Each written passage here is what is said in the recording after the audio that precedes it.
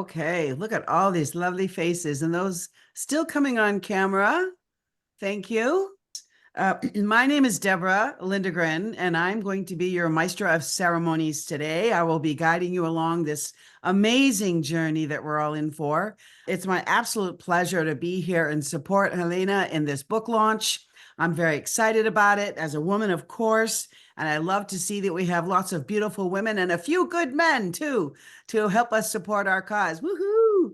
Yay, extra kudos for the men joining a big group of women. But anyway, we're so excited to introduce the lineup and have you learn and be empowered and inspired by the women that we have gathered here today to share their stories of courage, of leadership, of overcoming, of rising up. And it is our goal today as a collective of women and a few good men to learn how we can amplify our efforts by working together, by being inspired by each other, by realizing what we can do one by one to change the course of history, or in our case today, herstory. What can we do as a collective to move things along, to elevate our awareness and the awareness of others around us? I believe that as women, we have the power to do that. In fact, the Dalai Lama said it was women who would change the world. You don't know who I am, I'm sure. So let me just give you a little bit of a background. I've been working with Helena for several years now. I've known her, visited her in her home, and what a lovely person and a committed female women pioneer in this world of leadership and transformation. I want to let you know I've been just a little bit about me. I've been in the world of speaking for the last, oh gosh, I hate to give my age away, but 30 years. And my purpose and goal in life is to help women become so impactful and powerful in the way that they speak, in the way that they convey their messages, so that others are captivated, so that others want to lean in and say, tell me more about what it is that you stand for, the cause that you're leading, the business that you're promoting, because I believe that's where the power lies. It's in that transmission one to the other that amazing things can happen. So that is my goal. That is my purpose in life, is to help women become that much more powerful in their speaking. It doesn't necessarily mean loud. It can be really quiet, but it is impactful.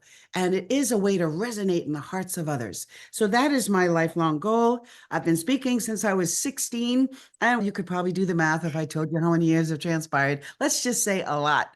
As many of you, I'm sure your boots are well worn on the path that you're on. Or maybe you're just getting started in a cause that you believe in. But whichever way it is, we know that together we can make a difference. So I would love to, you're going to hear from Helena in just a moment. But first, I want to introduce you to our Zoom goddess for the day, all things logistics. She's going to make this ship sail in calm waters so that we don't all get bumped around. And her name is Kimberly. Kimberly, there she is, Kimberly Jurgen, and she's going to share with you a few housekeeping things so that we can have a beautiful and unbumpy day. Kimberly. Hey there, I am Kimberly Jurgen. I am a neurospicy introvert. I've also been a professional actor and a writer for 30 years. And yes, I will be taking care of a lot of things behind the scenes. So excited to have you all here. For those who would like the transcript from today, that is available. It will be available in English, and then you're welcome to go in to let your AI assistants translate that for you as needed. And if you don't know where that is, you want to go to the captions button. If you don't see that along the bottom, then click on the more, the three dots, and a window will pop up. You should see captions there. Click on it, and you will see view full transcript. When you click on that, a wonderful window will pop up on this side that will start populating as the conversation rolls along. Then you can download that at the end of the day. You'll see a save transcript button at the bottom. Just make sure you save that before you leave so that you'll have all the goodies that we talked about during the day. I'm so excited to have you here. If there's anything I can do to support you, you can always reach me through the chat. If you're having any trouble with sound or anything else, let me know and I'll do my best to troubleshoot with you. And now I believe that is our housekeeping. We do have the chat turned off because we don't want it to be too much of a distraction, but you will be able to contact me and the other hosts and co-hosts. You can also ask questions there, and we will do our best to assist throughout the day. I'm sending it back to you, Deborah. Thank you. Okay, thank you so much. And just one little comment before I pass it over to Helena, which is you never know when inspiration is going to strike. But in order for it to strike, we have to be paying attention. So it's in that great stream, that great download that we're all going to be sharing today. And you might have a brilliant aha, something that expands or excites you about the work that you're doing. So stay tuned and let your heart be full in for these couple of hours that we have together. Such a treat, honestly, to have this kind of a collective. Okay, so without taking any more time, I'd love to share a little bit about Helena for those of you who may not know her as well. She's a transformational guide and authority on women's leadership, specializing in empowering female executives and entrepreneurs to transcend their limitations and maximize their potential. We all get stopped from time to time. Sometimes we might even feel like giving up. But when you're in Helena's hands, that will not happen. She will encourage you along. With her extensive experience and expertise in women's empowerment and authentic leadership coaching, she provides smart, conscious, and high-achieving women, raise your hand if that's you, a smart, conscious, high-achieving women, with powerful strategies to amplify their influence, shatter their inner glass ceilings, and achieve unprecedented success in both their personal and professional lives. Through her transformative coaching programs, retreats, and keynote presentations, Helena equips female leaders with the tools to navigate the complexities of modern life and leadership and drive meaningful change in their organizations and beyond. And I'm going to turn it over to Helena so she can say in her own words why she wrote this book, what it means to her and to all of us. Helena, let's give her, through our waving hands, a lovely and wholehearted welcome. Welcome, Helena. Thank you so much, Deborah, and thank you, Kimberly. Both of you are reducing my stress levels with at least 50%. So hi, everyone. I am truly honored and thrilled to see all of you for the launch of my book here. It's your turn. And first of all, I want to express my deepest gratitude to each of you for being part of this occasion. Your presence here for me is a testament to the power of community and co-creation and a shared desire for positive change. And this community and co-creation is so important for you. I can only say that this book launch for me is a co-creation because there's so many people involved. The book was also a co-creation because there's so many amazing women who shared their knowledge, their expertise, their vision, their views with me. I have been learning in these last months, this last half year, creating this book and co-creating this book. And so I am extremely grateful for everybody who has participated.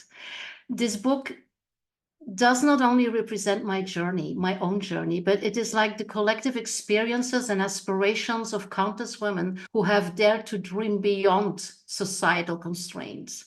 And it's born from my belief that each of us has the potential to create meaningful impact and lead with purpose. So It's Your Turn is more than a title. It's more than a book. It's a call to action. And it's an invitation for each of you to step into your power, to redefine success on your own terms, and to manifest the greatness that I believe that resides in every one of us.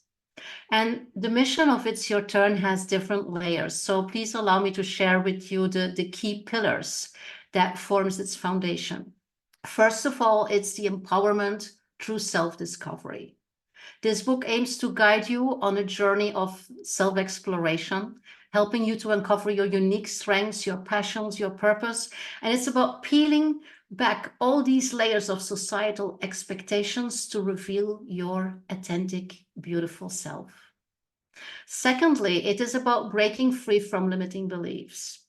Oh yeah, we are tackled head on the internalized limitations that often hold us back. And I have included practical exercises, inspiring stories. So there's a lot of tools in the book that will help you to identify and overcome your inner barriers. This is something I work on also when I do my coaching. I do this myself all the time. So limiting beliefs, breaking free from them is a very important pillar in this book. Redefining leadership. It's your turn absolutely challenges traditional notions of leadership, advocating for a more inclusive, empathetic, and purposeful-driven approach. So in the book, I explore how embracing our inherent qualities as women can revolutionize leadership across all sectors. And I absolutely invite you to go there and to see what is possible also for you.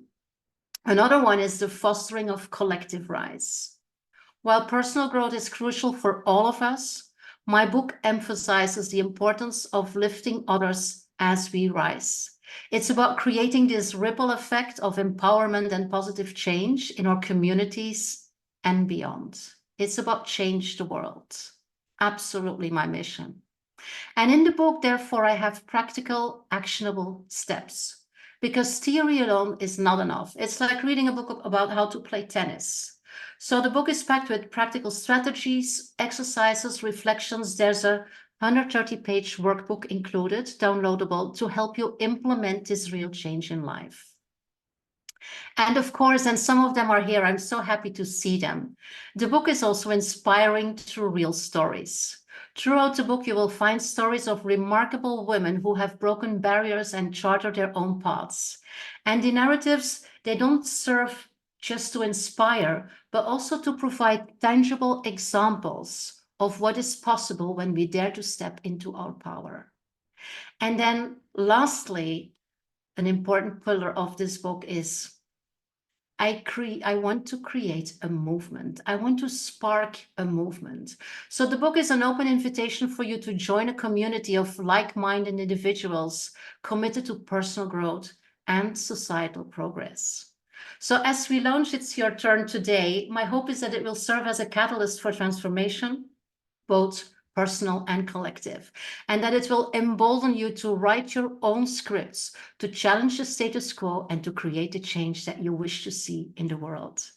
And I am so thrilled right now to ask Bea to join me here on the stage. Bea is a dear friend. She was with me here in Solano, Andalusia. She is a singer-songwriter. She is a voice coach. She is empowering women to unleash their authentic self by using their voice. I was on one of her programs. She is amazing. And she is here especially for me and for you to sing. Welcome, Bea. I am thrilled to have you. I know it was difficult for you, but you open my heart every time I see you. So do you, my dear Helena. Hello, beautiful Helena, Kim, Deborah, I love you so much, and all the beautiful women and men who are present. It's my honor to be here because everything what is said so far, it's deeply aligned what with I do. As you said, I'm a singer-songwriter and a voice empowerment coach. And my dear Deborah, when you said, when you speak, you want to resonate in the hearts of your listeners, that is my sentence too. Thank you so much for emphasizing that. And Deborah and Helena, when you talk about communality, the power of being together, this is also my thing.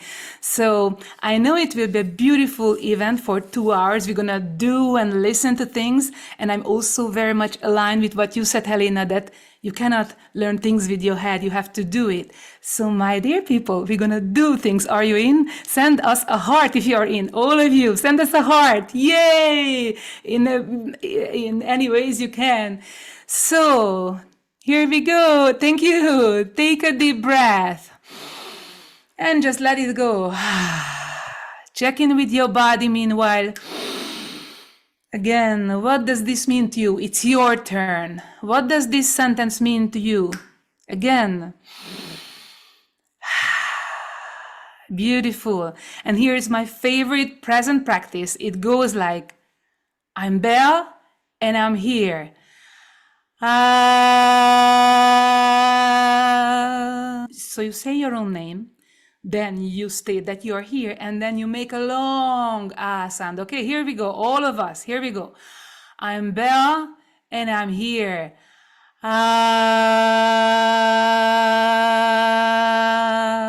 2 more. I'm Bea, and I'm here.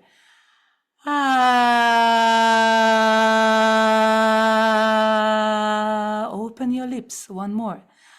I'm Bea, and I'm here. Oh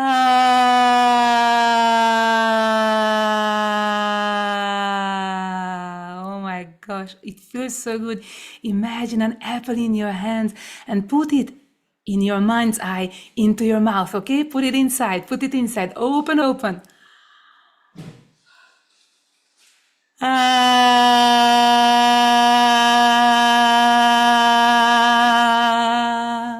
And one more. Imagine this apple, put it into your mouth.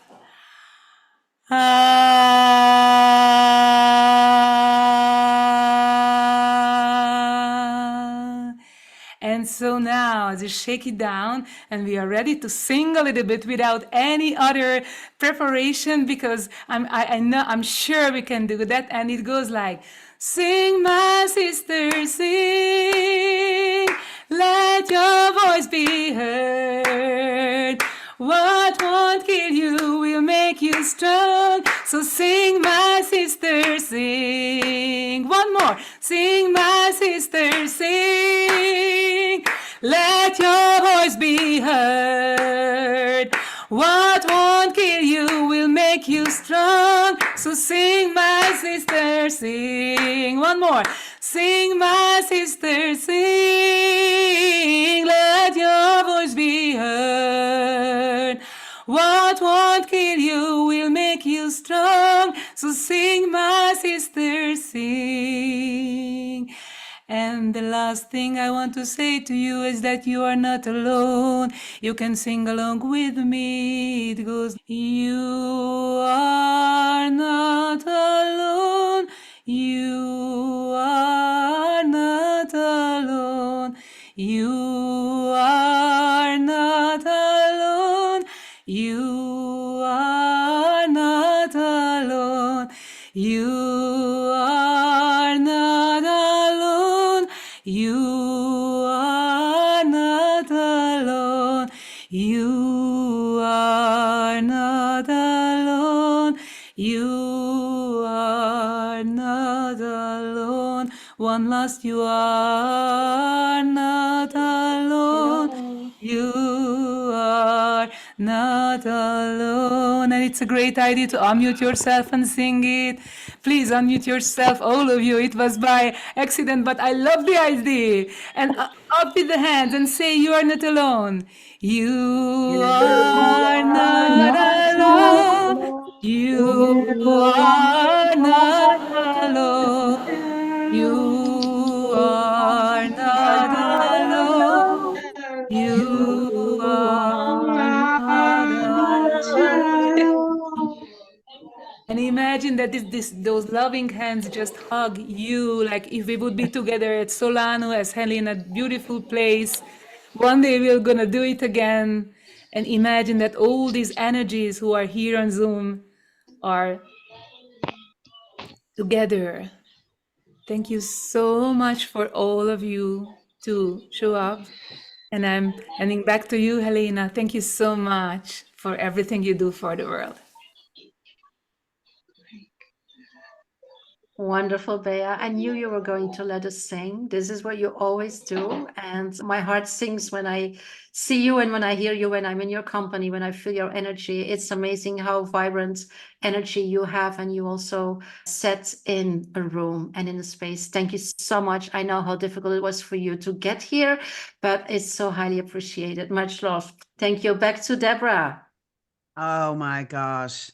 Can't you feel our hearts colliding, communing together? I will say that being in Bea's presence is like dropping into the Creator's love. It is just an amazing thing. I've never met anyone who emanated more love than dear Bea. Thank you. She is a world-renowned singer. She's been on Carnegie Hall. She sings around the world, and she is just a phenom. If you ever get to meet her in person, I couldn't recommend it more. Okay, woo, that was wonderful. Music is a powerful way to open us up, to let us let go of our mind, which sometimes can get in the way. Those thoughts is what I meant to say. They can make us feel a little bit chaotic, and music has a way of suspending that for a moment so that we're open to receive, so that we can take in the gloriousness of each speaker and presenter today.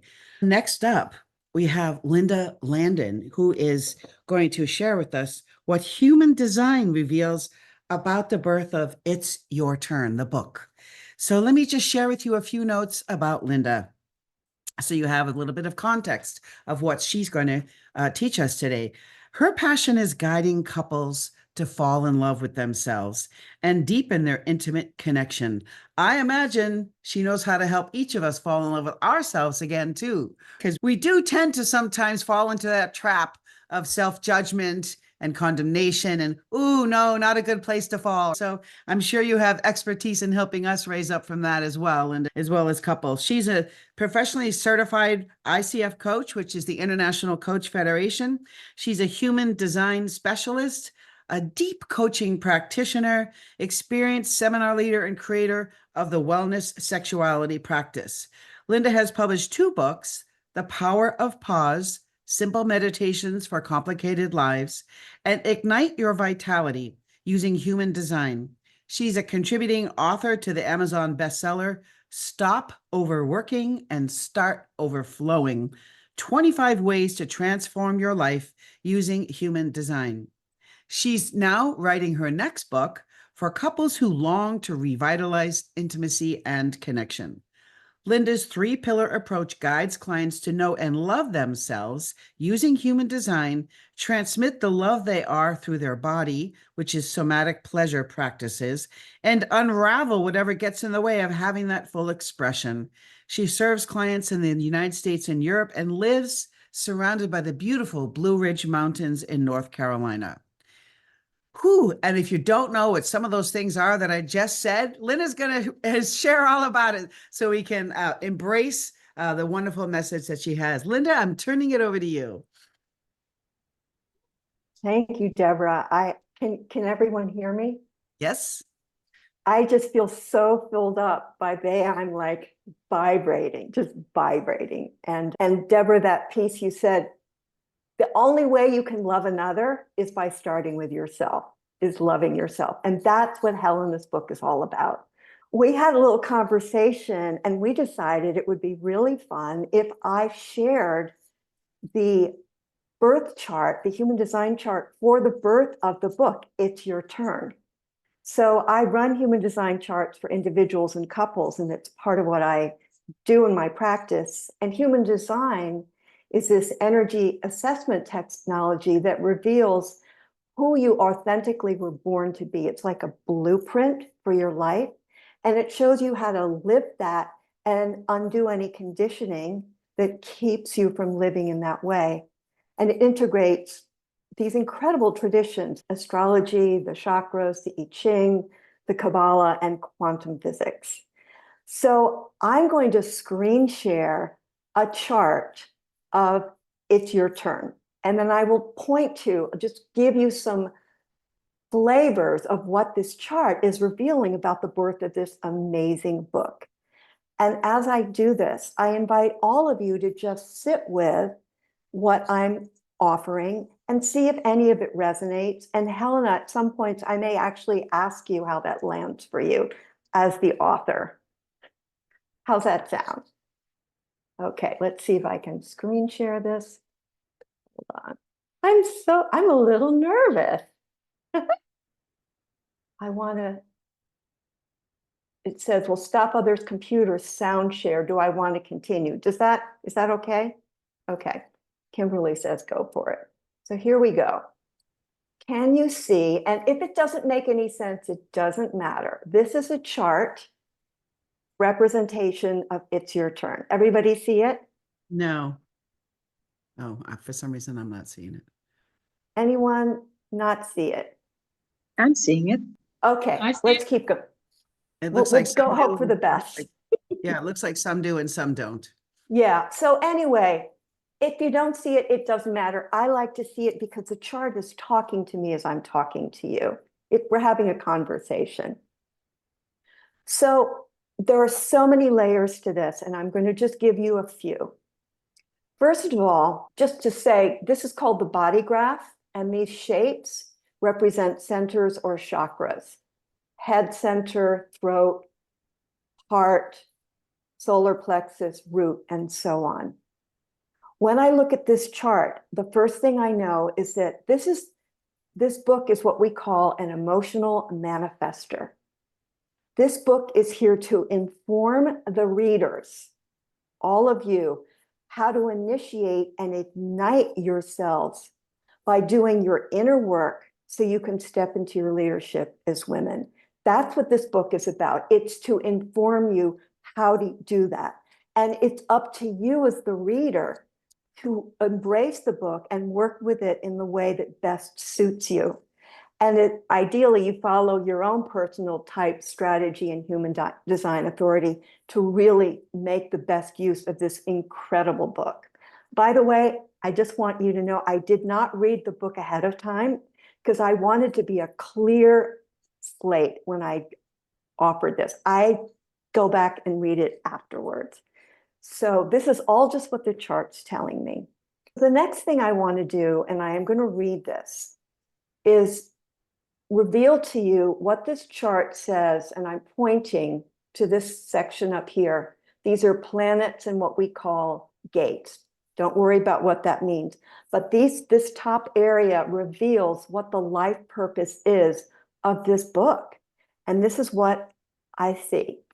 This book delves into the full range of emotional experiences.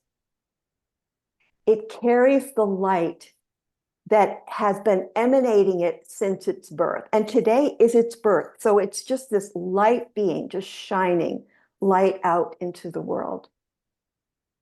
This book is designed to reveal that life is full of love and how to meet the challenges. You know, the conditioning, the societal and internal conditioning that prevents us from being the love that we are. And this book knows that we are living in a not perfect world. We are not in the Garden of Eden. This is called the incarnation of the Garden of Eden. It knows what Eden is. It knows what the garden is. And this book is designed to bring us back to the garden. It's a place where we're fully expressed, whole, loving, and in our power. So I'll just let you take that in. And Helena, I'm just wondering right now how that lands with you. Hey, Linda, I am processing, but it does absolutely land. It's amazing how you can really nail the essence of the book by this human design chart. I am curious to find out more about human design, and I know that we will have a session later on about this. Yeah, it absolutely lands. Yeah. Thank you. And Kimberly, will you give me a heads up when I have 2 minutes left? Because I totally lose sense of time when I do this. So another thing I want to say is that the strongest, what we call gate or portal of energy in the chart is right here. It's the gate 6. It's the gate of friction. And we're all experiencing this right now because we're all going through this transit. The gate of friction is saying that there's friction in this book. The book is guiding us to address and resolve our issues, to push through our inner darkness to step into the light. So that's one of the strongest driving forces of this book. Another thing I love, I mean, there's so much here, but this is what we call a channel. And this channel is called the channel of rulership. This book is a queen. And this book is a queen who's providing resources, this is resources, to her community, to her tribe. So this is a queenship here that's guiding you as women to step into your queenship and provide resources. And not surprisingly, that a good portion of the sales for this book provides resources to other communities. Oh my gosh, I just realized that. That is just amazing. So we have 1 minute left. Two minutes. One. Okay. One. So the last thing I'll say, and as you can see, there's so much, is that down here, this is Neptune. Neptune describes the spiritual path of, in this case, it's your turn. And the spiritual path of this book is to be in love of spirit, which means full unconditional love for self, for others, for the planet, for humanity. This book has the channel, the gate here, which is all about love for humanity. So this book is emanating light and love, and it's here to guide you to be that for yourself. So I guess I'll leave it there and just let you take this in. And just a little note that when I do sessions with people, I don't just talk. We have a conversation, and it's very much more a relational dialogue. And today, since we only had 10 minutes, I just gave you a little snippet. So thank you. Ooh, amazing. For those of you who are not familiar with human design, and I don't claim to be an expert, but what I find fascinating is that this is a construct, like we have different kinds of constructs, and not knowing specifically what's in the book, but maybe generally, that Linda's expertise was able to tease out and see in this construct the real purpose behind the book, and which just in a sense validates its very existence and that it is recognizable through certain systems like human design. So thank you for that, Linda. Even if it was a little bit of Greek to some of you, it's okay. It's a corroboration of what amazing, how we can view things from different perspectives and still arrive at the truth. Let's take that in, how we can look at things from different perspectives and still arrive at the truth. Beautiful. Thank you so much. Okay, we're going to shift gears now, and I'm going to introduce you to our next presenter, who is Montaha Hidefi. And if I mispronounce your name, please, apologies in advance. I will get better, I promise. But she's going to share with us her story and work with color. And I'm so excited about this because she is a globally renowned color archaeologist. Doesn't that sound cool? And a founder of Color Landing Studio. She's an independent strategic color authority, author, and public speaker. Montaha actively contributes as a volunteer at the executive level for various nonprofit organizations. Currently, she holds the position of Vice President of Color Forecasting at the Color Marketing Group. That just right there sounds amazing and something I want to know more about. And she's Vice President at the Color Research Society of Canada. Additionally, she serves as a dedicated color consultant with the ChemQuest Group, a prominent global leader in specialty chemicals and materials consulting services. Having lived and worked in 4 continents, Montaha's diverse cultural background shapes her unique perspective.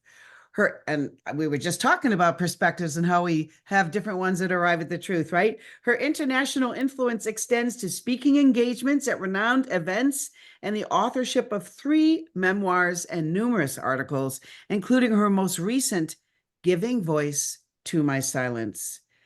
Welcome, Montaha. And if I've mispronounced your name, please share it with us the correct way so we all know. Welcome, and we're excited to hear from you. Thank you so much, Deborah. And you did pronounce my name in a fantastic way, actually. And I am so honored to be here today celebrating with Helena and all of us. I will share my screen and then we will start talking about color, obviously.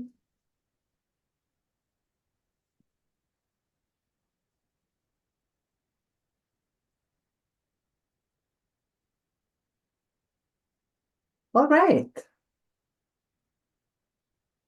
So after many years of serving the corporate world as marketing strategist and color specialist, I dedicated myself to follow my passion for color. And so I self-proclaimed as color archaeologist.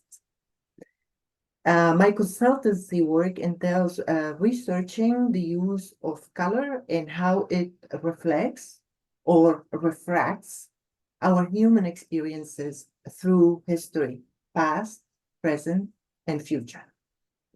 As a result, I specialize in predicting what colors will be trending into the future.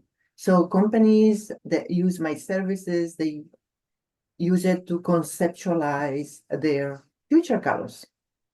So before I go further into this, I thought I'll share a little bit of history about color with you.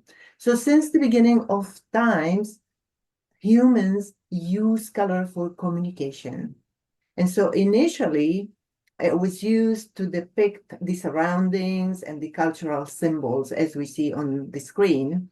And the symbolic significance of color developed as civilizations progressed.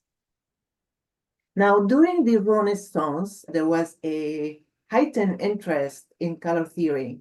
And so painters were using rich, deep, earthy tones, and also vibrant blues and greens and red, which we see a lot in the art of that era. And these colors were used to convey a realism, depth, and mostly emotion, reflecting the fascination with humanism and the natural world. During the Industrial Revolution, the development of synthetic pigments and mass production techniques obviously allowed for a wider range of bold and more vivid colors than previously. In the 20th century, additional technological advancements in color and in printing drove color into advertising and design, which further emphasized the importance of color in communication and obviously in consumer culture. Today, color plays a very important role in shaping human experiences, influencing our emotions, our perceptions, and also our behavior. And this happens across diverse cultural landscapes and bringing to us well-being in our daily lives. So the deep and important influence of color on our emotions and behavior is truly understated. Our perceptions are entangled with our emotions and with our expectations. And every single color has a symbol related to our personal psychology. And every color has a psychology which has an effect on our physical and our mental experiences. So, and with so many studies showing the impact of color on our emotions and mental health, I believe we cannot ignore how color not only shapes, but also reflects our human psychology. Color is fundamental to the way we perceive the world around us and how we navigate through it every day. When we look at the cover of It's Your Turn, we are immediately dragged to this yellow circle that takes center stage on the cover. And then we are also made aware of two contrasting dark colors in the background. For close examination, what I did, I used a tool that I use a lot in my work. It's called NCS Plus, and I extracted the colors of the cover to understand the value or the DNA of these colors. And so the color of the circle is a subdued yellow, as we can notice, and the dark color to the left of the circle is a near black blue, which is warmed up with hints of red.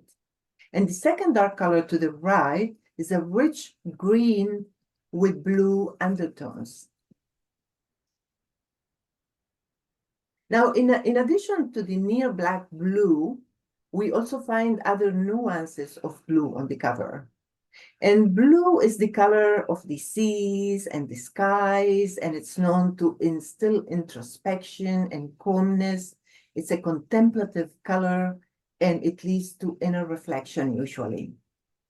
As per green, in addition to the dark, rich green, we also see other nuances of green.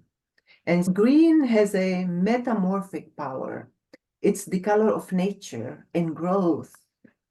And there are scientific studies that have shown that the colors blue and green have positive impact on enhancing the dopamine level in our brains. And the dopamine is a neurotransmitter that is responsible for pleasure and reward in our lives. So the selection of these two colors, in my opinion, is truly spot on, as the book is about personal and self-rewarding growth by overcoming societal obstacles. Now back to the inner circle. Though it looks yellow, the DNA of the color shows that it is a fresh green, but warmed up with tints of yellow.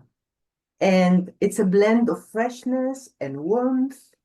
In addition to this, we notice other tonalities of yellow that are used in the title and also around the circle. Yellow is the color of the sun. And so the beginning of a new day, the beginning of a new life. It's the start of a new moment in our growth journey, like today. And the lady emerging from the inner circle is dressed in all the same colors of the cover. And she is conveying a message of growth, introspection, and renewal. Now, to summarize all this, as we look at the color palette of the cover of the book, it's composed of fresh green and blue that are warmed up with yellow. So all these colors have deep symbolism and emotional effect onto our lives. And I must admit, the selection of the colors for the cover is dead right. And it conveys a message of new beginnings and of growth. And while reading the book, we get to enhance the dopamine levels in our brains just by looking at the green and blue colors of the cover, which will make us feel happy throughout the entire experience. Helena, congratulations on the launch of the book today. Congratulations on the cover design, because I got to know half hour ago that you were involved in the design. And congratulations on the selection of the color palette, because it's just the proper packaging for the content. I'm so proud of you. I'm so proud of being your friend, your business partner. Thank you for inviting me to be part of this today. And I am so honored to share yet another of your success stories. Thank you. Wow. Wow, Montaha, that was beautiful. Thank you so much. And you just explained why I love to sit by the ocean, look at the blue water and the blue sky and the green grasses waving all around. And I wrote down that one sentence that really impacted me, which is color shapes and reflects our human psychology. It shapes it. So Yes. lovely ladies and a few good men. Let's think about the colors with which we surround ourselves, because we can change our mood. We can even change our psychology, Montaha. So just with a quick thumbs up, would you say that if we're feeling down or less than, or we're questioning our purpose, we should go somewhere and surround us with blue and green and then a bit of yellow, which can raise up our dopamine levels, because there's nothing like a little rush of natural chemicals to get us reignited, right? Absolutely. We Absolutely. need to enhance Okay, that everyone. dopamine. And look at me wearing blue today specifically so that the viewers can also have this inducing the dopamine levels to go up while watching me. Thank you so much, Sarah. Love it. And hey, that's a good tip for what to wear while networking. All right. Thank you so much, Montaha. Oh my gosh. We're going to get inspired on so many different levels today, from the concrete to all the way up to the spiritual. It's a fantastic journey. Okay. Next up, we are going to have a short presentation by Nina Ayuk. Ayulk, and I'm sure I messed up that name. My apologies, Nina. Unfortunately, Nina couldn't be here, so she's sharing with us a video, which I will explain a little bit about who she is and what she's bringing into the awareness for us all. She is a transformative force in advocacy and coaching, and is celebrated for her groundbreaking work against honor killings, forced marriages, and gender-based violence. Honored as Woman of the Year in 2023 at the House of Lords, Nina's impact is recognized on national advisory boards, including the Home Office Forced Marriage Unit and Scotland Yard in the UK, obviously.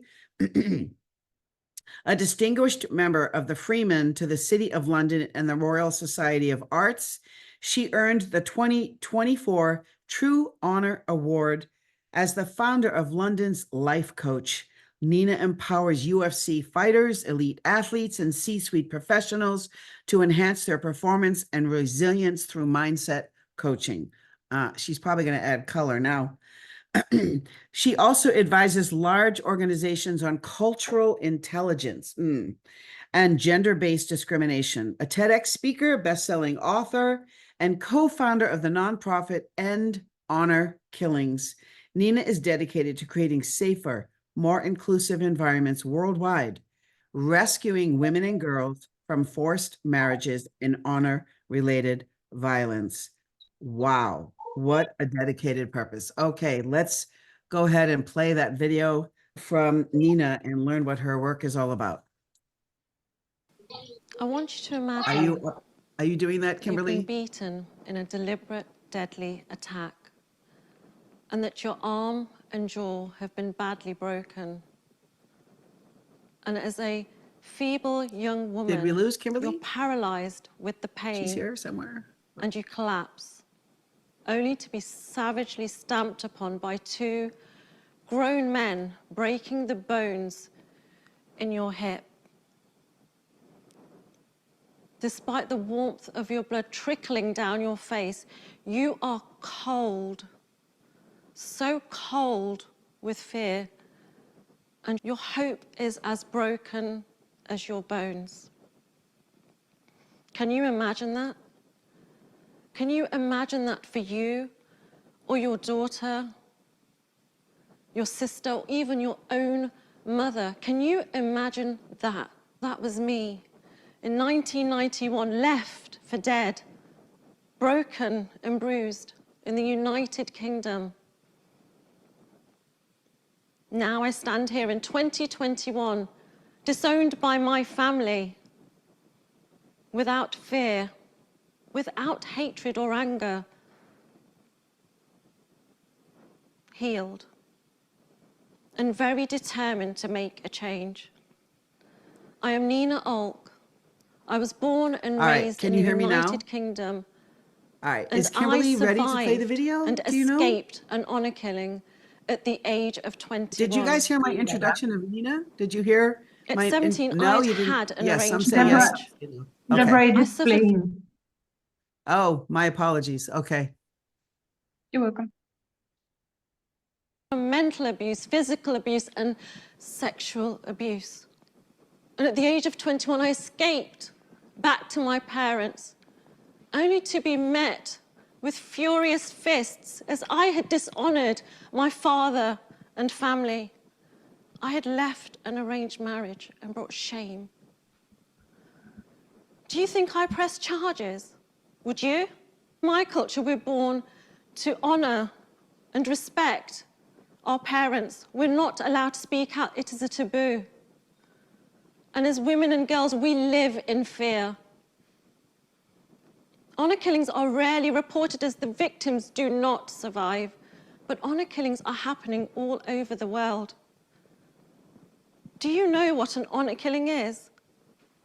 It is when a girl or a woman is killed, and it may be simply that she was born a girl, or that she brought shame upon her family.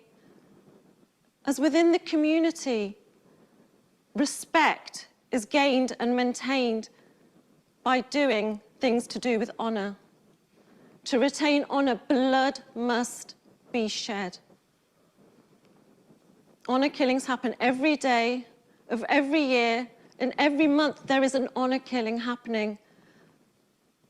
Somebody around the corner from you has either woke up scared or tragically taken her last breath and will never wake again.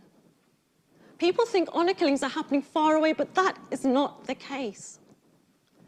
I cannot stress to you how often these barbaric killings are happening by your neighbor or possibly by their neighbors. Girls are killed every day, as in the case of 2006, when a young Kurdish woman was strangled and buried in a suitcase by her parents in the south of London in the United Kingdom. As in the case of 2000, when an Egyptian man went on the run for 12 years after he shot both of his teenage daughters in the back of the very taxi that he drove every day. Why? For the sake of honor. And in 2019, when 3 relatives that were men were jailed in Palestine for butchering a 21-year-old woman for the sake of honor. The statistics show that hundreds are killed this way, but that is not the case. It is more likely to be millions. Statistics in the UK state that there is 1 honor killing per month, but that isn't true. As Mr. Afzal of the Crown Prosecution has himself stated, I say they are untrue, as hundreds of girls are taken out of school and they do not return because they're taken abroad and killed. My father was jailed in 2015. He abducted his illegitimate daughter, who was 6 years old, and to save face, he fled to India without the mother's knowledge. That 6-year-old has never been seen again. If I was terrified at 21, I can only imagine how upset, scared, and confused a 6-year-old would be. And the police say that without a body, you cannot press charges for murder. Abduction is a short sentence, so now he is out of prison. I ask you, where is the honor in killing? The 2 words do not belong together. These cultural beliefs will be passed on from generation to generation unless we do something. I ask you that we pull together to talk to the new generation, to teach them about humanity, and to let them know that without baby girls, there is no future. I ask you to infiltrate the schools so we can tell them to be more vigilant when girls do not return to schools and women do not return to work. Let us work together to take the message to the United Nations, to ask them to put an end to this centuries-long honorable killing that is more of a devastating, deadly disease than the coronavirus pandemic. Let us contact the representatives directly at the Middle East, Africa, and Asia and ask them to take a harsher stance. And let us talk to the governments, asking them to impose moral sanctions to protect the very girls that are the least protected. And let us, together, support the victims, to give them strength to speak out, taking away that power from the very people that kill, threaten, and control in the communities. Can we do these things? Can we start to stop honor killings? Can you help to make a change? Ask yourself what you can do, but please, I plead, do not listen to my message and ignore it. Honor my story. Learn, support, and get involved at endhonorkillings.org. They said that they would break my bones, but I'm stood here breaking the silence. They said that I brought shame upon my family. But the shame is on you and me if we know about honor killings and do nothing. They said that they would carry out an honor killing, but I stand here for all of those women and girls that have been killed. I am but a one woman, brave enough to speak out. And for those of you that have survived, I ask you to stand beside me and stop the stigma. Stand beside me for the ones that have died, our sisters, my sister, our mothers and daughters who died at the very hands of those who should have loved them. I ask you to hear my lone voice crying out for change, crying out for awareness, asking you to be involved. Stand with me and be part of the solution and not the problem. Thank you.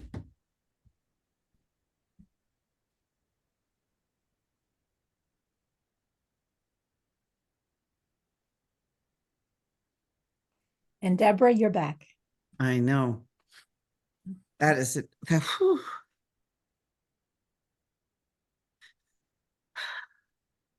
Can I join you, Deborah? I am sure, but I just thought it would be honorable to take a collective breath and a moment of silence, prayer, meditation, whatever your practice, to remember, as Nina said, these women and girls, and to use our heart power to not only remember them, but to add our determination and to our individual and therefore collective purpose to stand with Nina and others whose work it is to bring this into the light. And we can visit her website that she listed, endhonorkillings.org, share her message, create more awareness, because it is ignorance that keeps this thing going. Let's just take a moment, if that's okay with you, Helena, and just 1 minute, and let's all commit in our hearts and send love to those who have unfortunately suffered and those who are working to end this practice.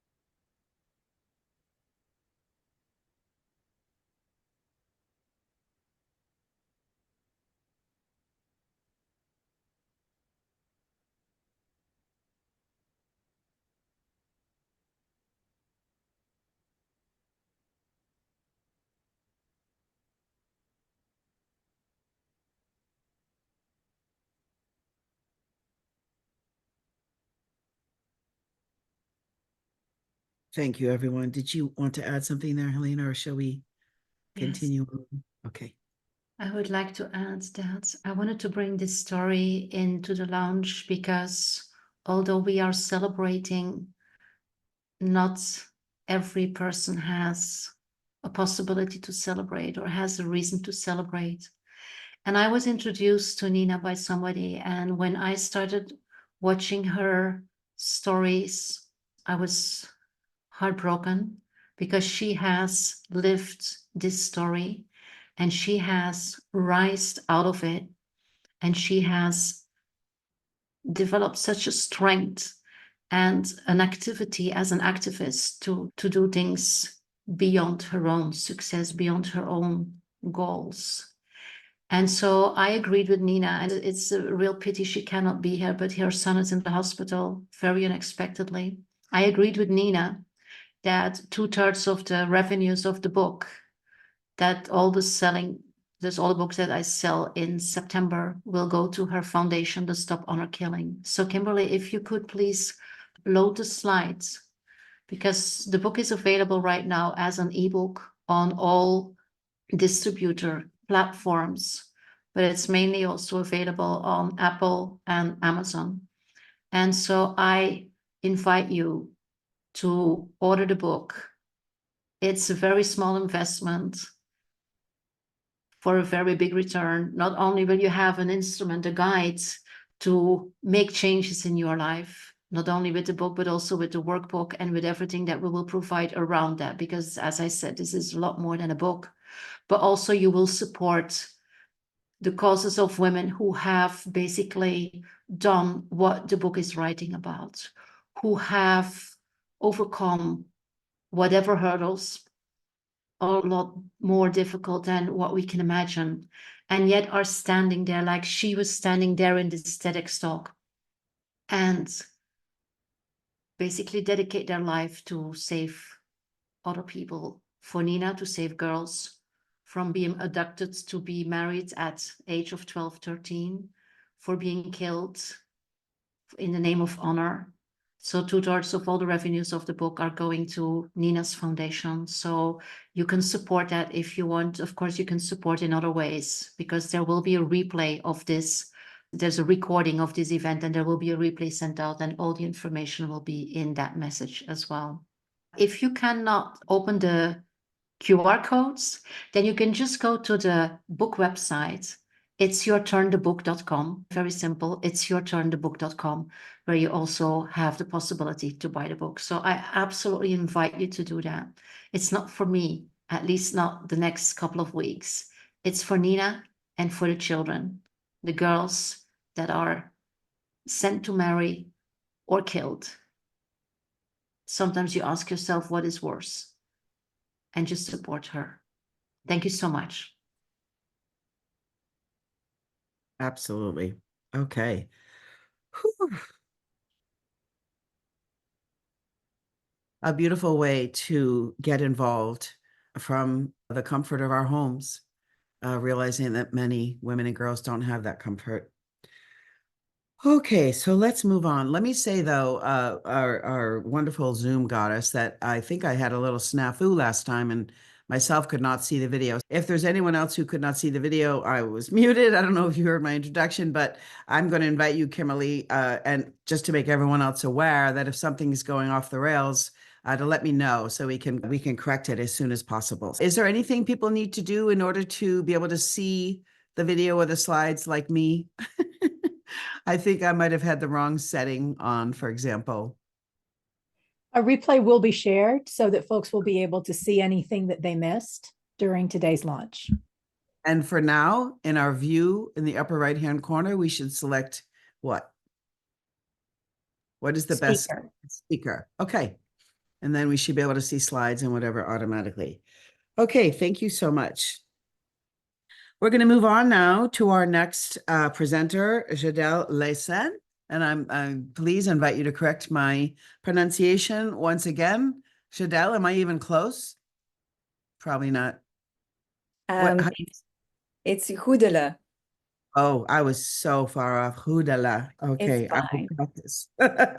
Hudala is a women's empowerment mentor and authority of 4 healthy lifestyle books. She helps passionate female entrepreneurs implement holistic self-care rituals, transform their limiting beliefs, and process suffocating emotions so they can let their unique light shine from a balanced and authentic state and feel free, happy, and deeply fulfilled. Hidele, close enough? has an expertise in transformational breath work, mindfulness, Kundalini yoga, sound healing, imagery, and holistic nutrition. She's going to teach us an imagery exercise to help us focus as we step into our power. And also, let's remember imagery is the practice of using inner visualizations and spontaneous mental images to access and transform the subconscious mind for healing, insight, and personal growth. I'm going to turn it over to you, Helena, and you lead us on. Okay, hello everybody, and thank you so much, Deborah. I heard you speak before, and you always bring so much warmth and so much love and authenticity to events, like also to this event. So it's a joy to hear how you connect everybody with everything, and thank you for that. So me, myself, I feel very honored and blessed to be here and being able to co-create together tonight, for me tonight. Picasso once said, everything you can imagine is real. And we can witness the truth in that today because Helena had this beautiful vision of this book, this amazing idea about this event. And here's the book, and here we are. So the power of our imagination is just limitless. I want to congratulate you, Helena, because I was there from the initial start that you had the idea, and it's just so beautiful and inspiring to see what it became, and being here at this event to celebrate with you. My contribution to this event will be an imagery exercise that I will guide. It's one for empowerment and manifestation. I studied imagery at the School of Images in New York. And it's a way how you, as Deborah already quickly touched upon, how to communicate with the subconscious. So I guide short daydream-like visualizations. They're very short, a little bit kind of hypnosis induction at the beginning. And then it's the idea that the images come up. When you don't like the images, I help you to change them. That's what I do in one-on-one settings, because the imagery helps you to actually get insights in questions that you have in yourself. And also by changing the images that you see, you actually start to create a new reality for yourself, because you feed these images to the subconscious. So it's a really beautiful way on how to change your relationship with yourself, with the people around you, because obviously when you start to perceive your reality in a different way, the people around you will change too, your life will change, everything will change. So let's go into the imagery exercise that I provided for you today. You can close your eyes during the exercise. If you don't want to do that, it's also fine, preferably closed, it's easier. And when I guide you to do something, you don't do it in real life, but you do it in the imagery. Okay, so I will start the exercise with asking you to breathe out 3 times very slowly. And so what you're going to do is you're going to count down from 3 to 1, and I mean on every exhale. So you inhale, exhale 3, inhale, exhale 2, inhale, exhale 1. So if that's clear for everybody, let's dive into this beautiful imagery exercise. You can all close your eyes, and let me see if I can share my computer audio so I can maybe have some music with it. But first, let's just sink into the body. So you can close your eyes and just feel the connection of your body with the surface you're sitting on. Maybe it's a chair, maybe it's a couch, whatever it is, just feel how the gravity pulls your body down and feel really connected with your body. And what you're going to do is just softly relax the crown of the head, your forehead, your eyes, your jaws, your mouth, and your tongue. You're going to remove the shoulders away from the ears, let them melt down, and just feel how you get a little bit more space in your chest for your lungs and for your heart. And then you're going to consciously relax your belly and just connect for a moment with your breath. You breathe in and you breathe out slowly, and you just feel what happens in your body when you're breathing. You don't have to change anything, you just observe.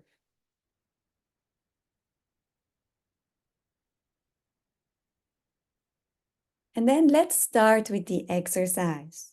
I invite you to breathe out 3 times slowly, counting down from 3 to 1.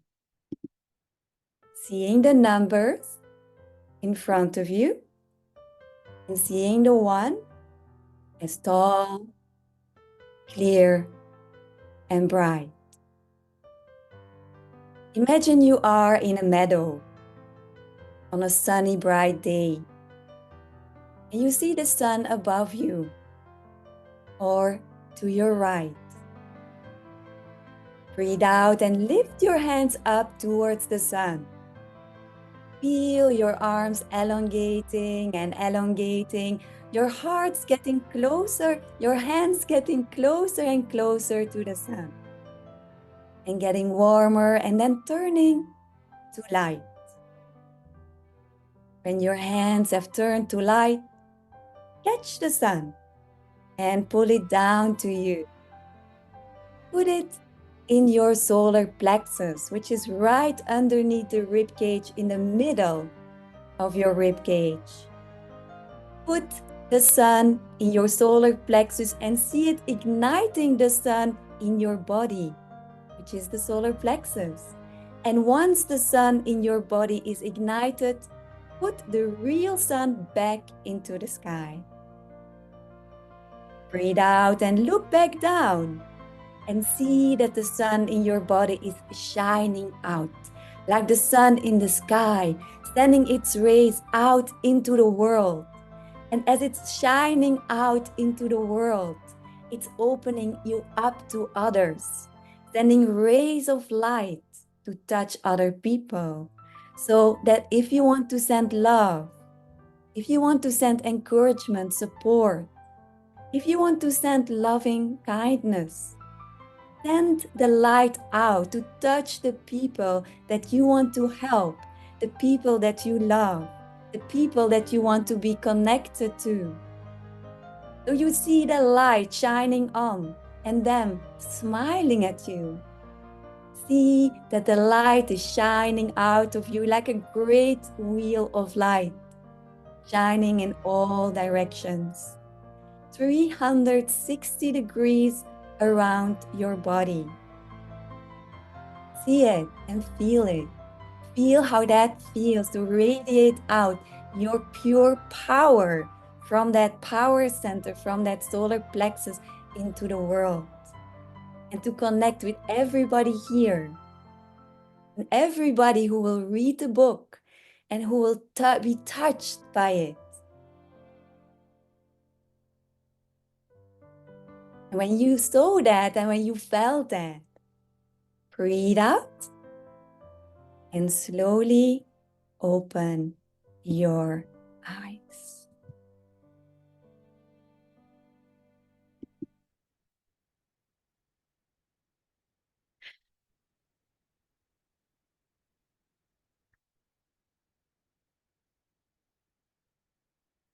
So I hope that you felt a little bit what is this amazing power is inside of you.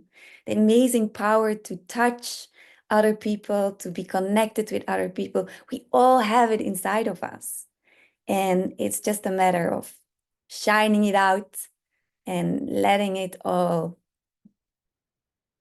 just radiate. So That was thank you so beautiful, Helena. much. Thank you so much. And what a testament to the power within, and what a beautiful way to change state when we may be a little bit down or forgetting our purpose, or maybe somebody caused us to get off track. What a beautiful reminder that the immeasurable power of the sun can be just as powerful inside of ourselves.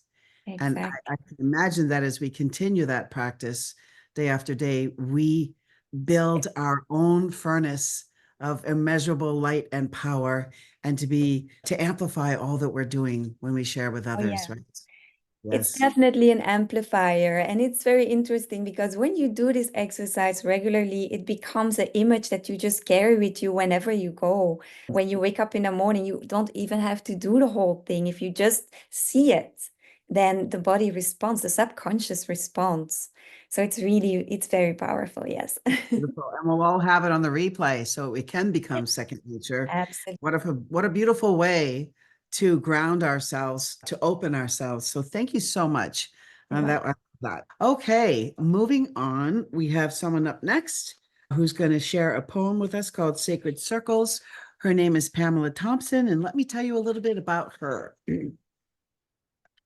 Pamela supports conscious women leaders to lead through change and uncertainty through her engaging workshops, her speaking, and her writing, and through sharing her wisdom on podcasts. She has gleaned a number of valuable leadership lessons from living and working on 5 continents, I can only imagine, consulting and managing teams and projects in volatile environments, including conflict zones. Pam is founder of Female Wave of Change Canada, a national member-based nonprofit that believes feminine leadership holds the key to creating a better world. She is author of the #1 best-selling book, Learning to Dance with Life, a guide for high-achieving women, and the international bestseller, The Exploits of Minerva, Reflections of a 60-something Woman. And she's currently writing book #3 on life-changing experiences from living and working in Afghanistan. Wow. Wow, Pamela, that's amazing. She's going to share a poem, as I mentioned, Sacred Circles, that she wrote in October 2000. That's published in her book, Learning to Dance with Life, and then link aspects of it to different themes and quotes in the book. It's your turn. Pamela, I'm excited to turn it over to you. Thank you so much, Deborah. And thank you, Helena, for creating this amazing book that you have and bringing us all together, assembling this truly amazing group of women. So thank you. I'm very thrilled and honored to be part of this. So I'd like to share a little context in terms of what inspired me to write this poem, Sacred Circles. It was, as Deborah said, in 2000, and I signed up for this course a psychologist was offering in her home. And it was an opportunity for us to read and reflect on Clarissa Pinkola Estes' book, which many of you may know of and have read, Women Who Run with the Wolves. And these are myths and stories of the wild woman archetype. I think it fits very well, actually, with Helena's book and many of the women here today.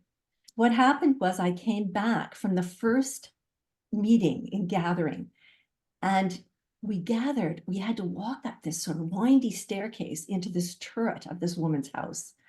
And then it was very dimly lit, and she sat us down and she lit a candle in the middle of one of those candles. Many of you may have seen them, and they're women. They don't usually have faces, and they have shawls, and they're holding hands in a circle.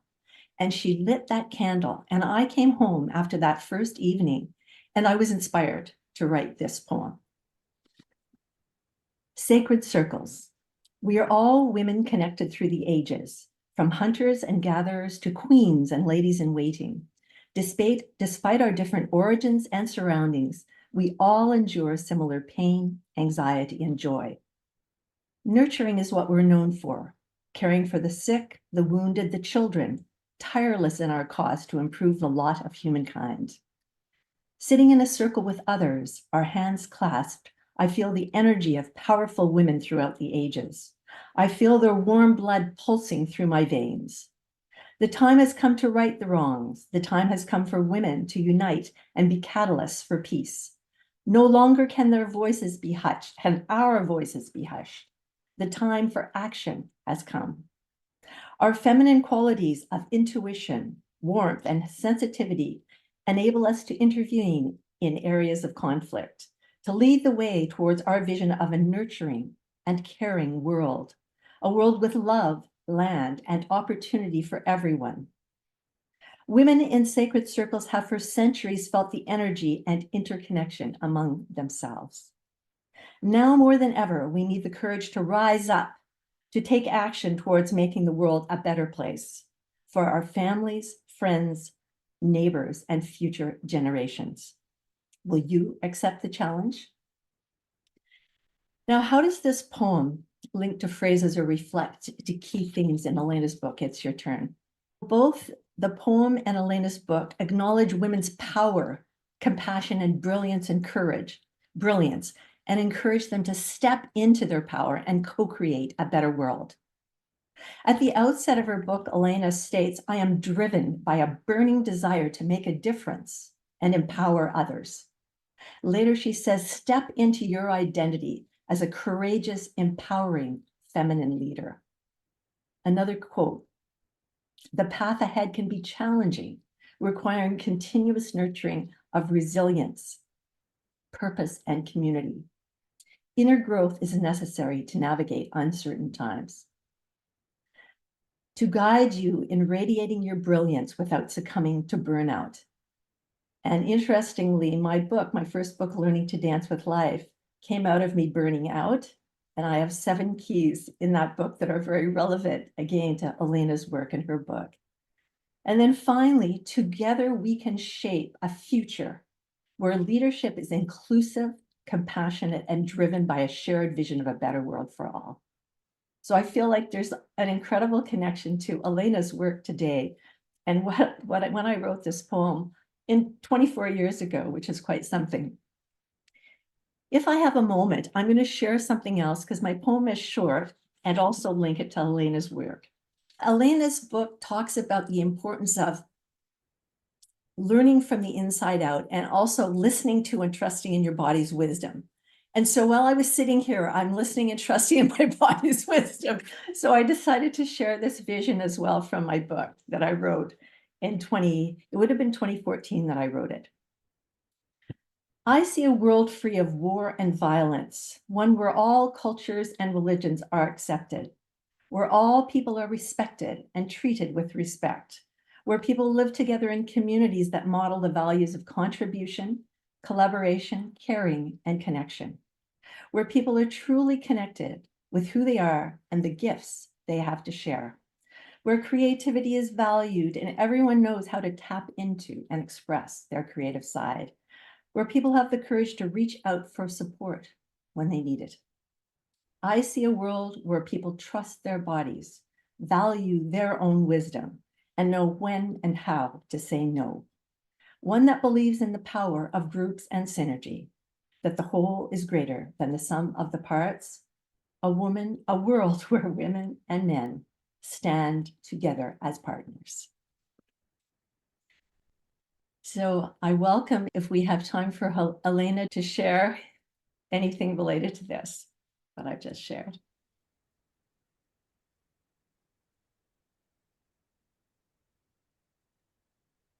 Thank you so much, Pamela, for bringing your beautiful poem and for reading a part from your book.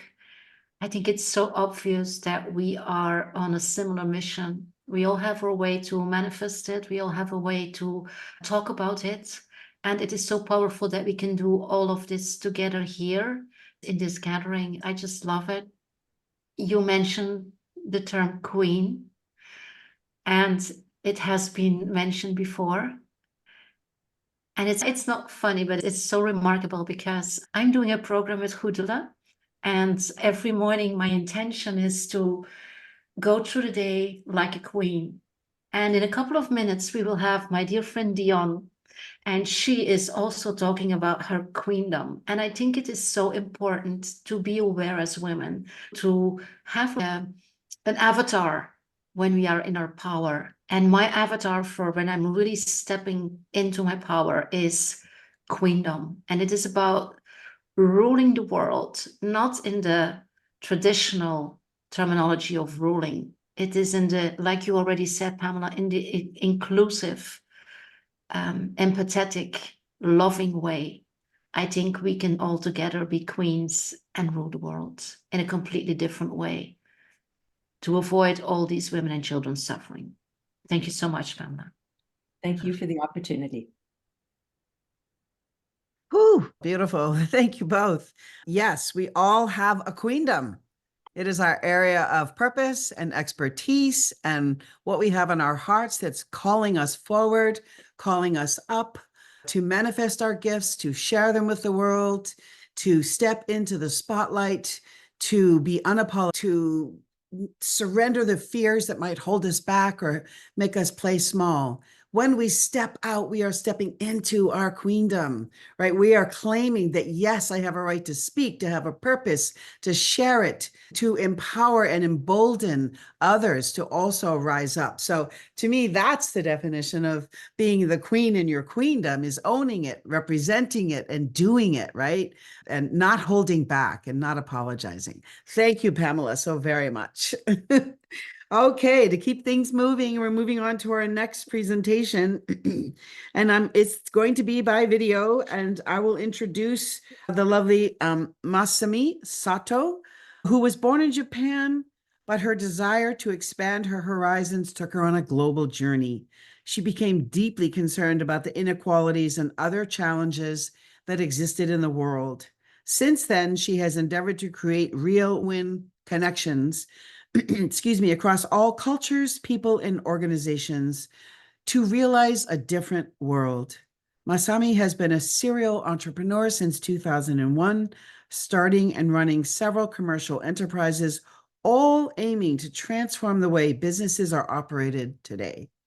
And by taking a completely new look at the power of giving, she founded B1G1, Buy One, Give One, in 2007. Her approach to life is very different. She brings a new, almost upside down strategy to everything she does. And she also radiates it through her writing and speaking. Masami's career has followed her diverse talents and skills. She's been a teacher, a translator, a natural food chef, and farmer. And she's followed her diverse talents and skills, leading her to be an author and an award-winning entrepreneur, as well as a mother of 2 teenage children. Sounds like she's a cat with 9 lives doing all that, doesn't it? She is a 2-time TEDx speaker and frequently invited to international events, podcasts, and interviews. She can't be here today, but sent us this recording where she explains the principles of Buy One, Give One, a project that we support with the book, as 1/3 of all profits will go to the support of girls and women via this foundation. So go ahead, Kimberly. Hi, everyone. It's a joy to be with all of you today, even if only virtually. I'm Masami Sato, the founder of B1G1, and I want to extend a warm welcome to each of you at this fantastic book launch event. It's your turn. As I think of this special gathering, ready for the I'm video? reminded of I'm how missing it. fortunate we are to be surrounded by amazing leaders like Helena, who are not just inspiring in their own ways, but are actively making a difference in the world. We are truly grateful for all the unique contributors to this book as well, who are transforming lives through their leadership in the world. And I specifically want to thank Helena for embodying the spirit of giving, making positive global impact an integral part of this special book and its message as well. Well, I'm traveling right now, and sadly I can't join you live in person. I'm delighted to be recording this personal message right here from Indonesia. I hope you all have a wonderful time connecting, learning, and sharing today. Now, I'd love to share a little bit about the origin of our work through this quick video and why it's so special to have this book to carry the message of true power of small. So enjoy.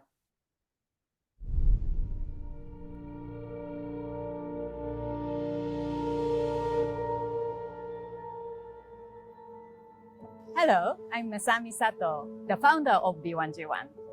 Nearly 30 years ago, I left Japan and backpacked around the world.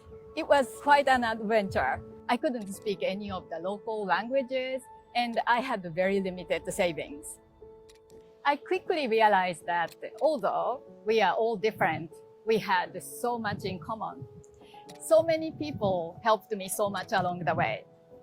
And for the first time, I started to see the challenges people faced. Young children working without going to school, people with disability fending for themselves, people in poverty struggling to provide clean water, food, and medicine for their families. And I didn't know what to do. A few years later, I became a mother, and I started my very own business, a tiny food company. I wanted to do something more than just taking care of my own family. We decided to give away all the profits to help disadvantaged children, but it was so difficult to do. We were putting all the surplus back into business to grow more. My plan to help was failing badly. And one day, this simple idea came to me. What if we just gave one meal for every meal we sold in our company? And it was the start of this buy one, give one concept, where every small thing makes a difference. But I quickly realized that I couldn't do this alone.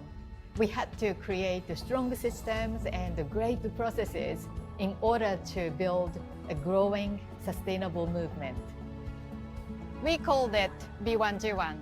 It's about every business action leading to a positive change in the world. And we broke down meaningful projects around the world into tiny units so that any business of any size can start making an impact from just as little as a few cents. And today, B1G1 has more than 400 carefully selected high-impact projects. Thousands of businesses have joined us to become businesses for good. And they have created hundreds of millions of impacts in the world together. I believe in making an impact because I think it's the right thing to do in the world. It makes the day-to-day a lot more enjoyable and gives us more purpose. Our staff are really committed to the business because of the relationship that they have with B1G1. They know that what we are doing is making an impact around the world.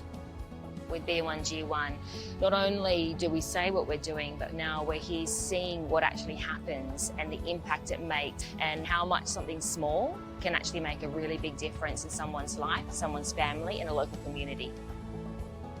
It's everyone's responsibility to do what they can to make the world a better place for everyone. We are here to maximize the true spirit of giving and help businesses create solutions for the challenges that exist in our world. By taking small actions every day, we no longer need to wait for the big moments to do good. Every business can become part of the solution. We really can work together to ensure the sustainable future for the next generation. With B1G1, you can transform every meeting, every interaction, and every activity into a genuine act of kindness. You can automate it, you can track it, and share it with your prospects, your customers, and indeed engage your team in new ways. And of course, with the unique B1G1 membership model, we take nothing from the giving, allowing you to maximize the impacts that you create. When we started B1G1, we imagined a world full of giving.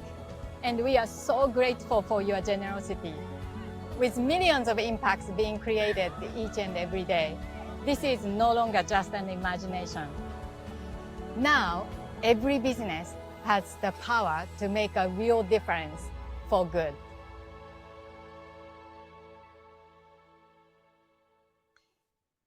I hope you enjoyed watching the origin story and discovering how tiny collective actions can have a big impact. The essence of B1G1 is not just about giving, but also creating a ripple effect of positive change that reaches far and beyond what any one of us could do alone. And each and every copy of this book purchased will create a tangible impact on someone else's life too. So I want to thank each one of you again for the part you play in making a real difference through this important book. It's your turn. Thank you again for having me take part of this event in this way, and I wish you a great time.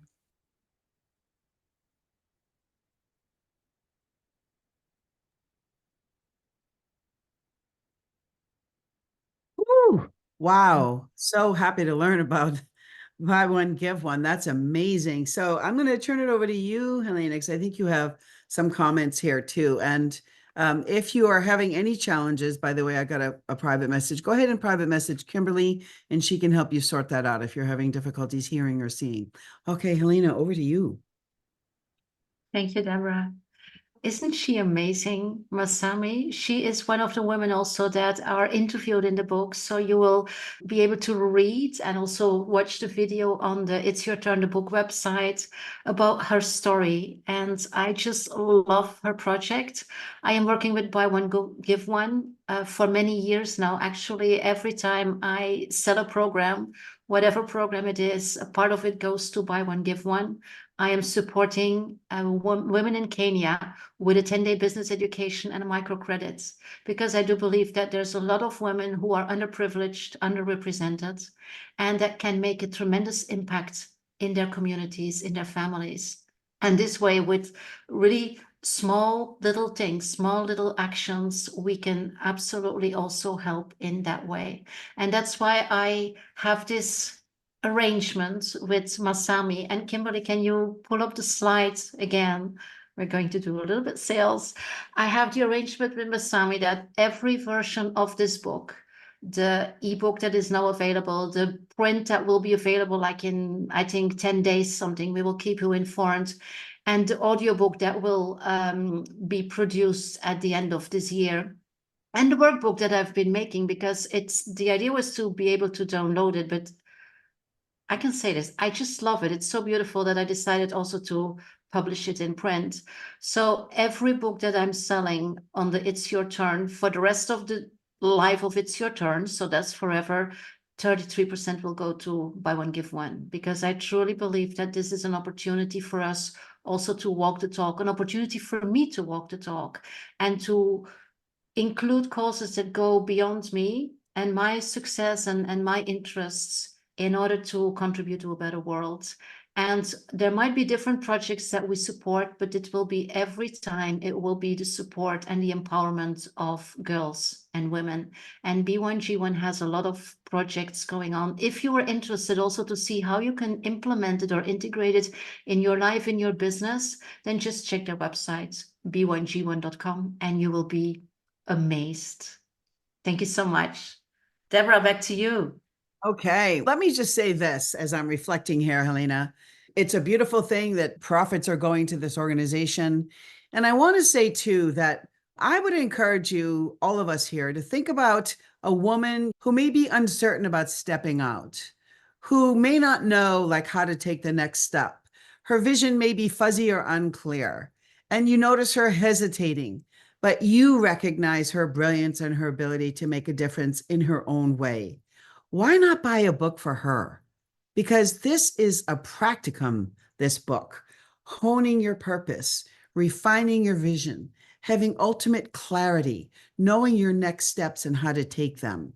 It will absolutely catapult the person you know who has been hesitating too long to get on the world stage and share their gifts that the world is waiting to receive. So in addition to buying one for yourself, sacrifice a couple of Starbucks and buy one for some woman who could really use a little boost, like sending a rocket off into space. You become the boost that empowers her. And maybe you can work through the book together even. So I just wanted to put that out there because even more proceeds will go to Buy One, Give One, but you're also helping to launch another woman into her stratosphere of giving and impact. What a beautiful thing, yeah?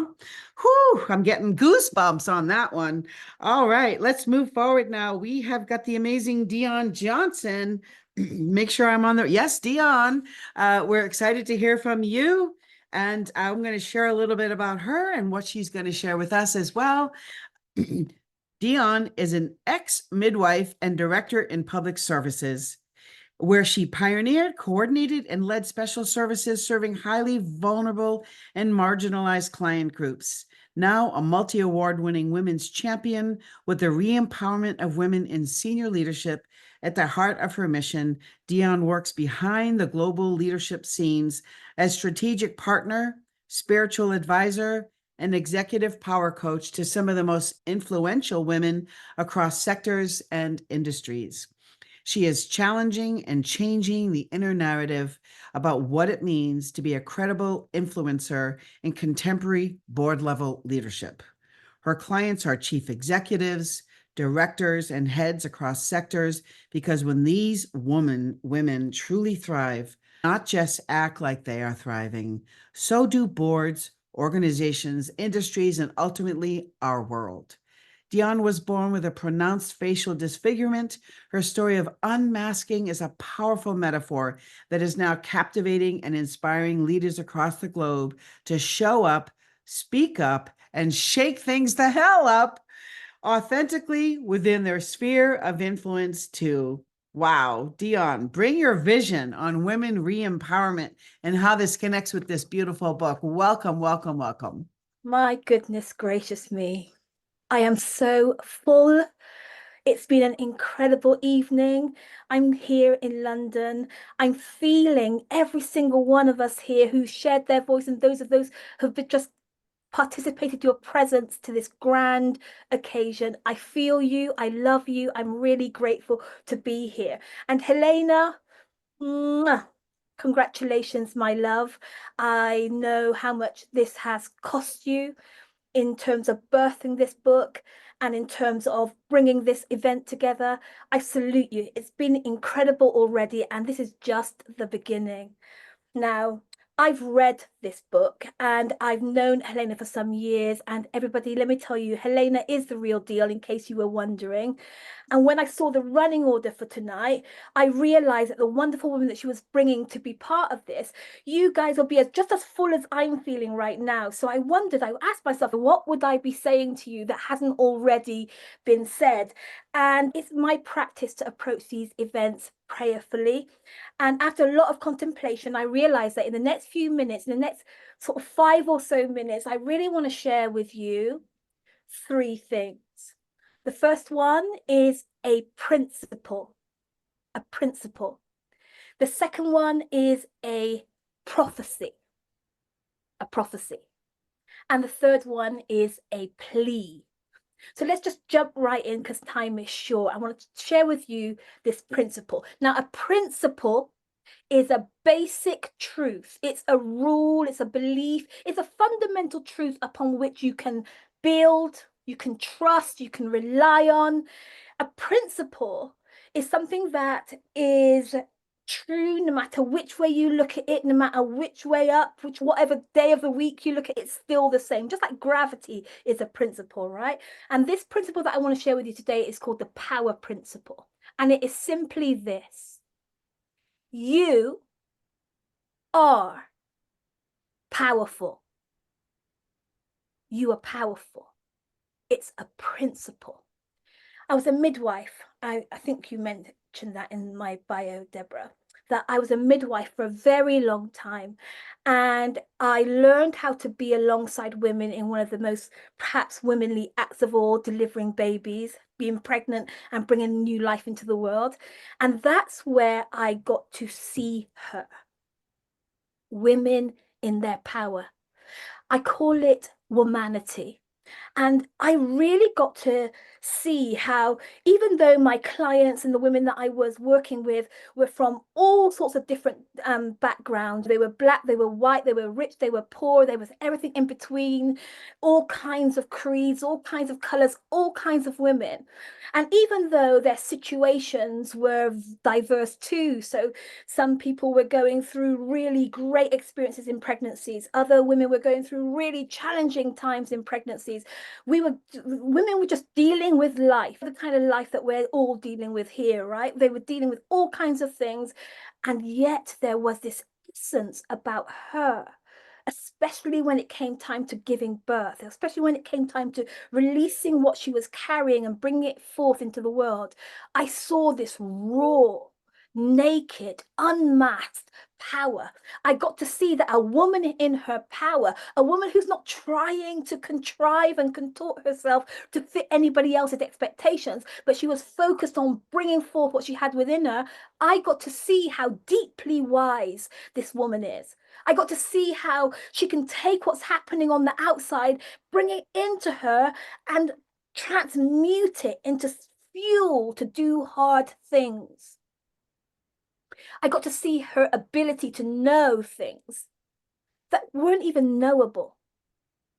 I got to see the sheer grit that she had, the endurance for the sake of love.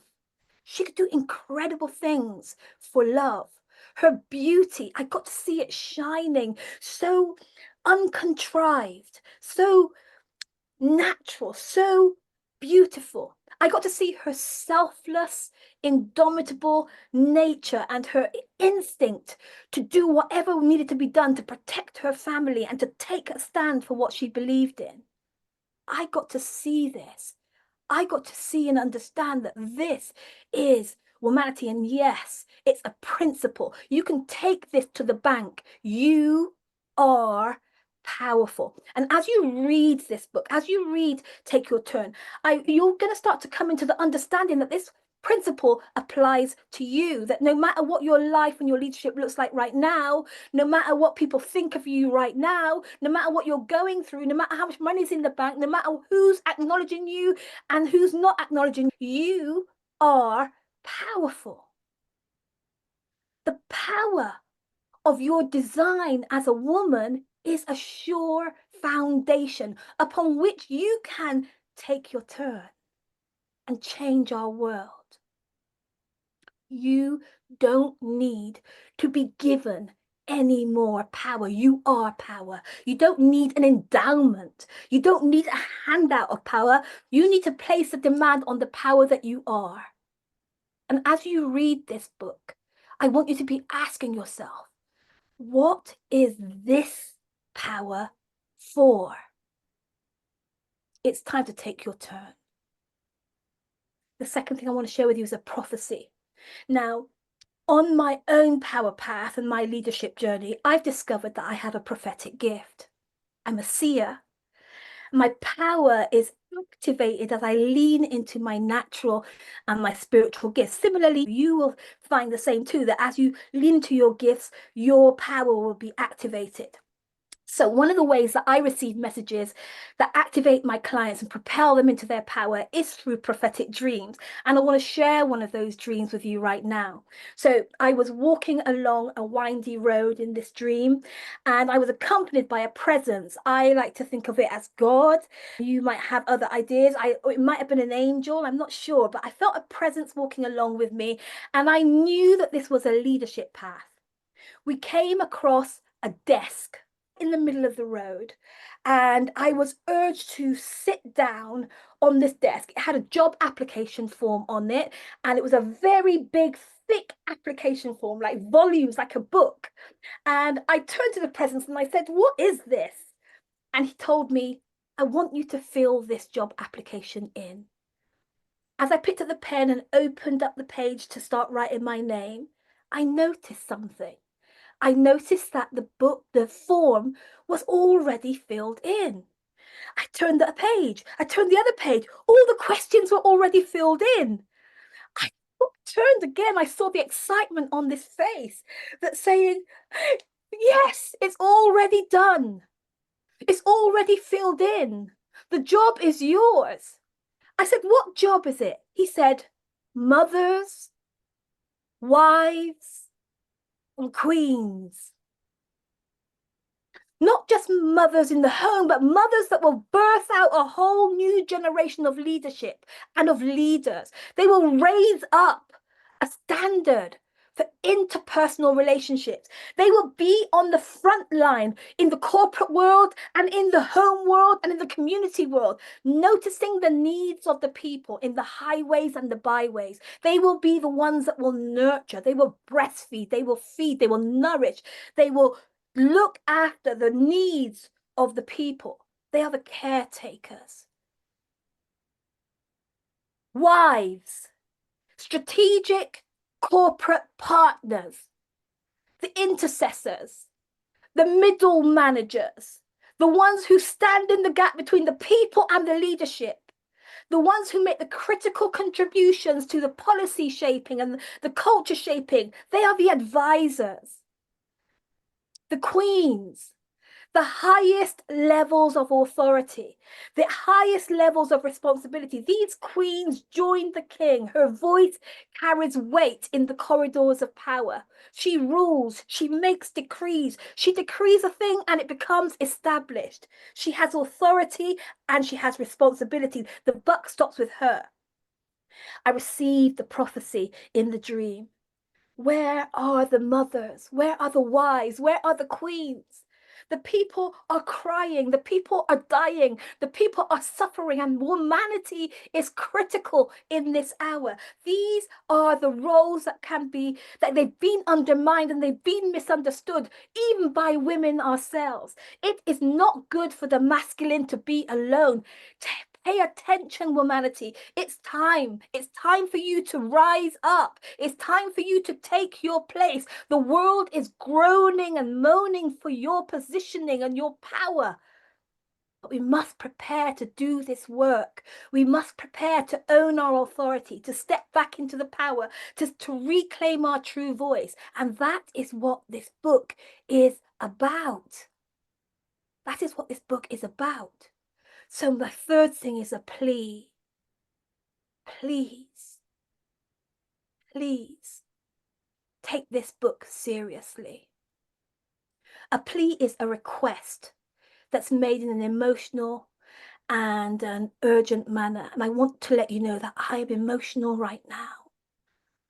This is an urgent request to buy the book, to take the book seriously, to take this call, the call on your life, to be a difference maker, a catalyst for change. Whether you're joining me in the corporate world or you're making a difference in your own home or in your community, it's your turn. It's your turn. Take this personally. It's your turn. Beautiful. Oh my gosh, Dion, I feel like I've been to church. That was incredible. We feel your power, your presence, your passion. And yes, everything you said is, I could sit under a tree with you for hours and just discourse on our shared missions and purposes. And thank you for raising us up. And I just got to challenge you, lady. Why are you calling yourself an ex-midwife? You are a midwife for women's empowerment. So I'm crossing out that word ex because I think you still are a midwife to women's empowerment, to elevating women leaders, to helping them raise their voices. You are a midwife for women taking their turn, right? Don't you all agree? Yay, let's wave our hands. I keep forgetting to say thank you to our presenters. So a collective one right now for everyone who's presented. And to you, Dion, thank you so much. And I well, no, it's not too late for you. I'm looking at my clock. I'm on the west coast of the state. So for me, it's just 10 a.m. Okay, we have just two presenters left. We thank you for staying with us. We're just a tad over. And as these things tend to be, we're not too much over. So thank you for bearing with us and staying with us. We're going to move on now to beautiful Kira, who is going to share a poem called Together We Rise. And let me just share a little bit with you about Kira so you have a little bit of frame of reference. She's a seasoned meditation master and professional intuitive based in Toronto. She's dedicated her career to empowering business owners to conquer stress and overwhelm through the transformative power of meditation. Her unique approach blends ancient practices with modern business strategies, enabling entrepreneurs, and even if we're advocates or activists, we are still entrepreneurs of sorts, right? To unlock their inner potential and enhance their intuitive skills. With years of experience, she has had the privilege of guiding countless individuals towards achieving greater clarity, focus, and therefore success in both their personal and professional lives. Her work centers on the premise that a calm mind is the cornerstone of effective decision-making and leadership. She specializes in tailored meditation techniques designed to align body, mind, and spirit, which in turn fosters an environment of creativity and innovation can thrive.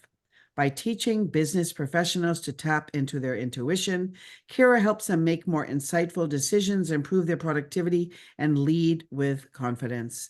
Welcome, Kira, to lead a world peace through self-peace meditation. Thank you so much and welcome.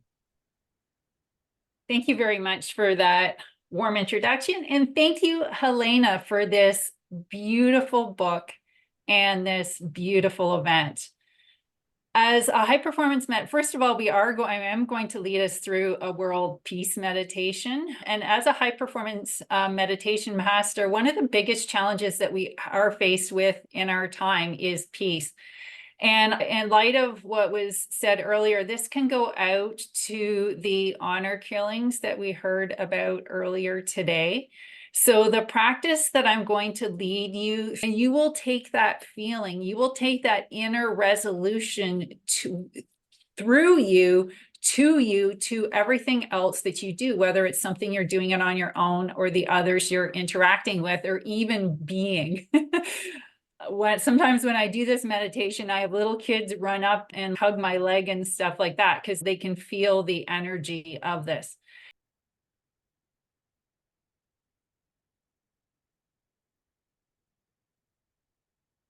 And thank you so much for your efforts with world peace through self-peace practice today.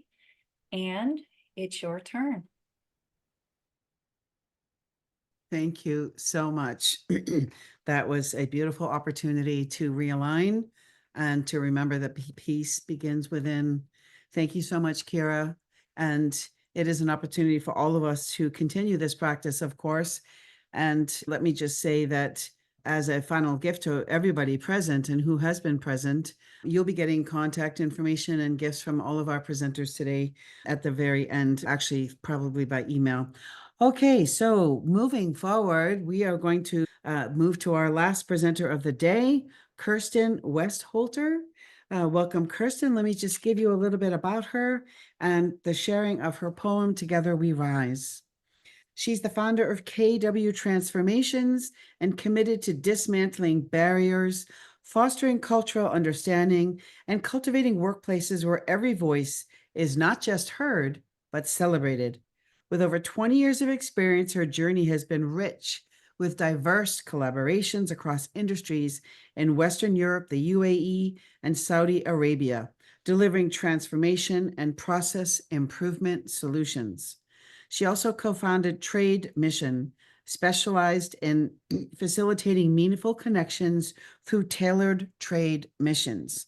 Additionally, as the country chair for the Oneness and Wisdom G100 wing, she works alongside influential women leaders globally to combat gender inequality and ignite impactful change in communities, governments, and organizations.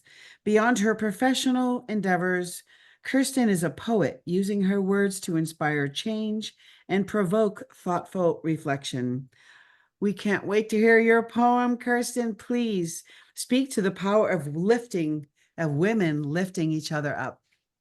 Thank you so much, Deborah. And Helena, big congratulations and an amazing session today. Unfortunately, as some probably have noticed, I was not able to join earlier. I'm actually still in the office in Riyadh, Saudi Arabia, and that's also the big reason why I was not closing my eyes, because there's still people like moving back and forth, and I'm a consultant here and they can't think I'm sleeping, so excuse me for that one, apologies.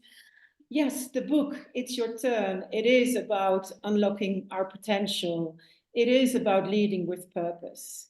But what I truly think is, if you lead with purpose, you do need to be compassionate, and you do need to look at all the others around you and see how they need your support, maybe.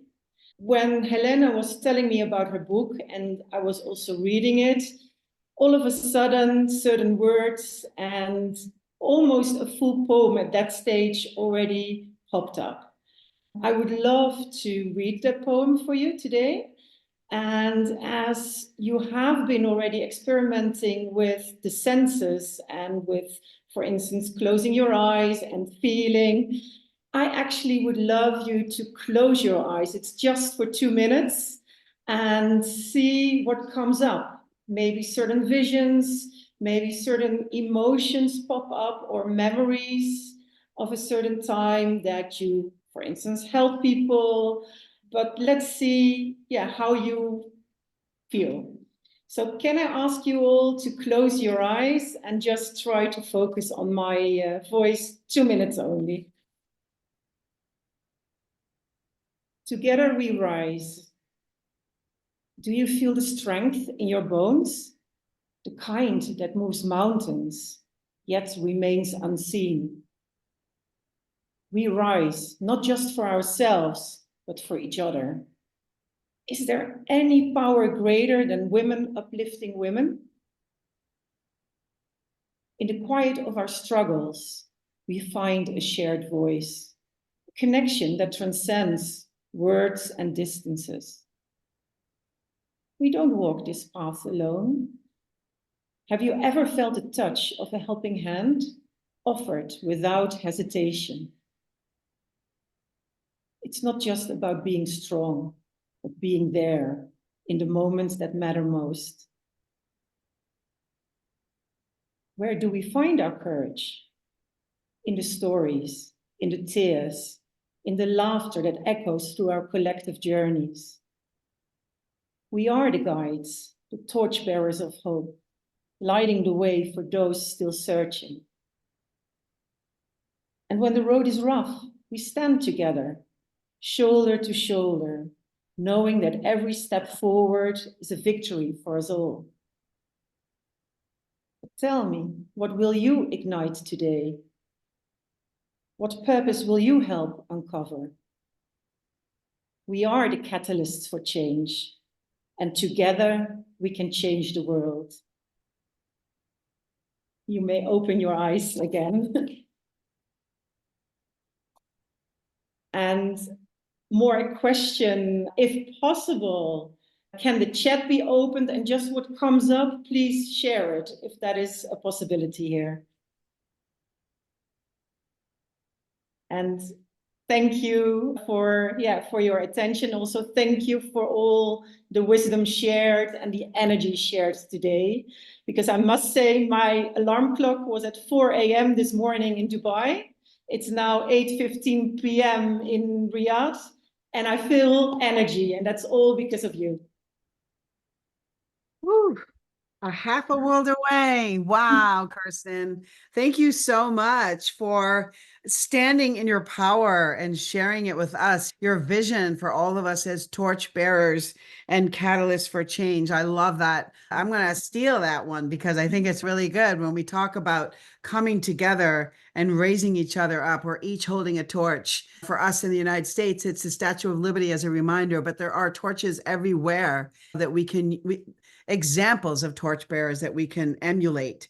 And that was very powerful. Thank you so much. And our best to you. And thank you for joining us here. So big hearts for not only Kirsten, but everybody who has shared today. If you want to do them on your reactions part down on the bottom where you have the reaction tool. It's what an amazing journey and what an amazing time to be together. And as my closing thoughts, and I'm going to turn it back to Helena in just a second, but you don't give a speaker a platform without expecting them to say something. So this is what I'm going to say.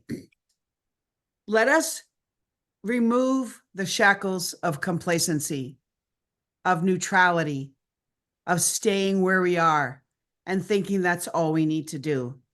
Let this book, It's Your Turn, it's our turn, be the catalyst that causes us to step up and find a little bit more, to shed a little more light, to join together with each other, the organizations that have been represented here, the colleagues, the consultants, the pioneers of changing the world. Let us come together, reach out to each other, and you'll have the contact information to do that.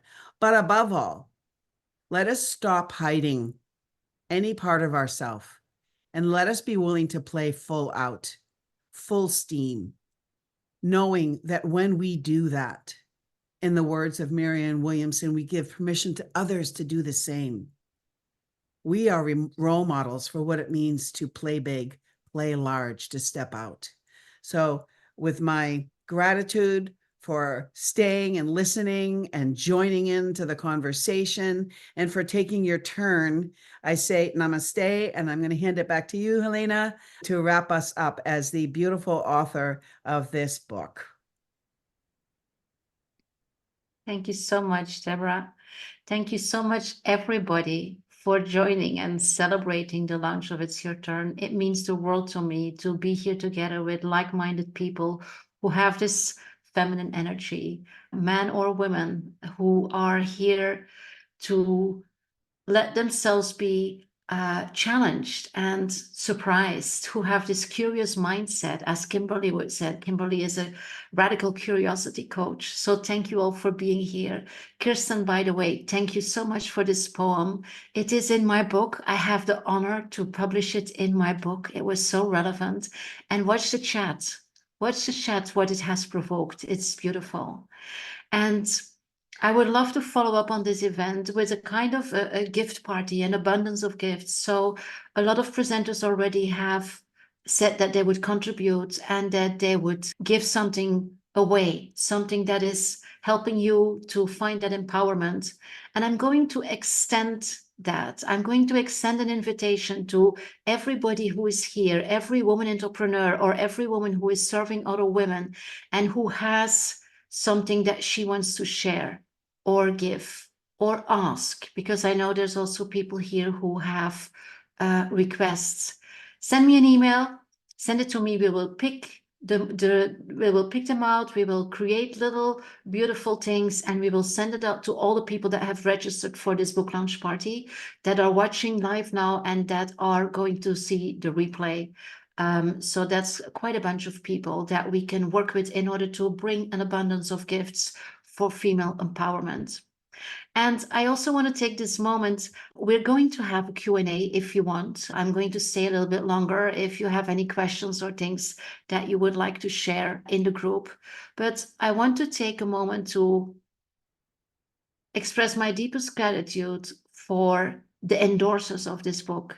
Some of you are here live or watching the replay, and I have to say that your kind words mean the world for me. I'm truly grateful because the launch event was a wonderful success to me, but that has been also we also have been able to create that because of the endorsers, and also in terms of building the credibility for the book. Your words have been very sustainable. Thank you so much for that. I also want to express my sincere gratitude to the amazing women that have been contributed by generously sharing their experience and their perspectives during our interviews. There are 12 interviews in the book, and I'm keeping interviewing women because I meet so many amazing women that have a story that documents the book. And they will all be on the website, itsyourturnthebook.com. Some of you are here. Abumbi Prudence is here. I saw Lucy Cho, Yvonne Silver, she just left. But thank you so much for sharing, for contributing, for supporting, and for showing what is possible, how we are all extraordinary. And then, of course, my heartfelt thanks to our amazing guests. You have all been wonderful. It has been such an amazing combination of energy, vibration, reflection, going inward, going outward. It was wonderful. It was what had to be here to bring this mission to the world. And so thank you so much for helping me making this a truly memorable event. So once again, thank you so much, everybody involved. I'm pretty sure that this book will change the world in many ways, big and small ones, and your contribution absolutely matters. Thank you so much. Please share in the chat how you feel, what you have experienced, what you want to share with everybody that is here, and stay on if you want to join like an after party with sharing or questions or whatever you feel you want to do here in the next, I would say, half hour. Thank you so much. Much love. And you can keep the chat if you want. If you click the three dots down your screen and save the chat, then you can just, I will certainly do that because I see all the wishes coming in. It's warming my heart. Thank you so much. So Kim, if you can unpin me and just get everybody in gallery, open the mics, open your voices, open your hearts. Just if there's any questions, any feedback you want to share in the chat or directly, just let us know.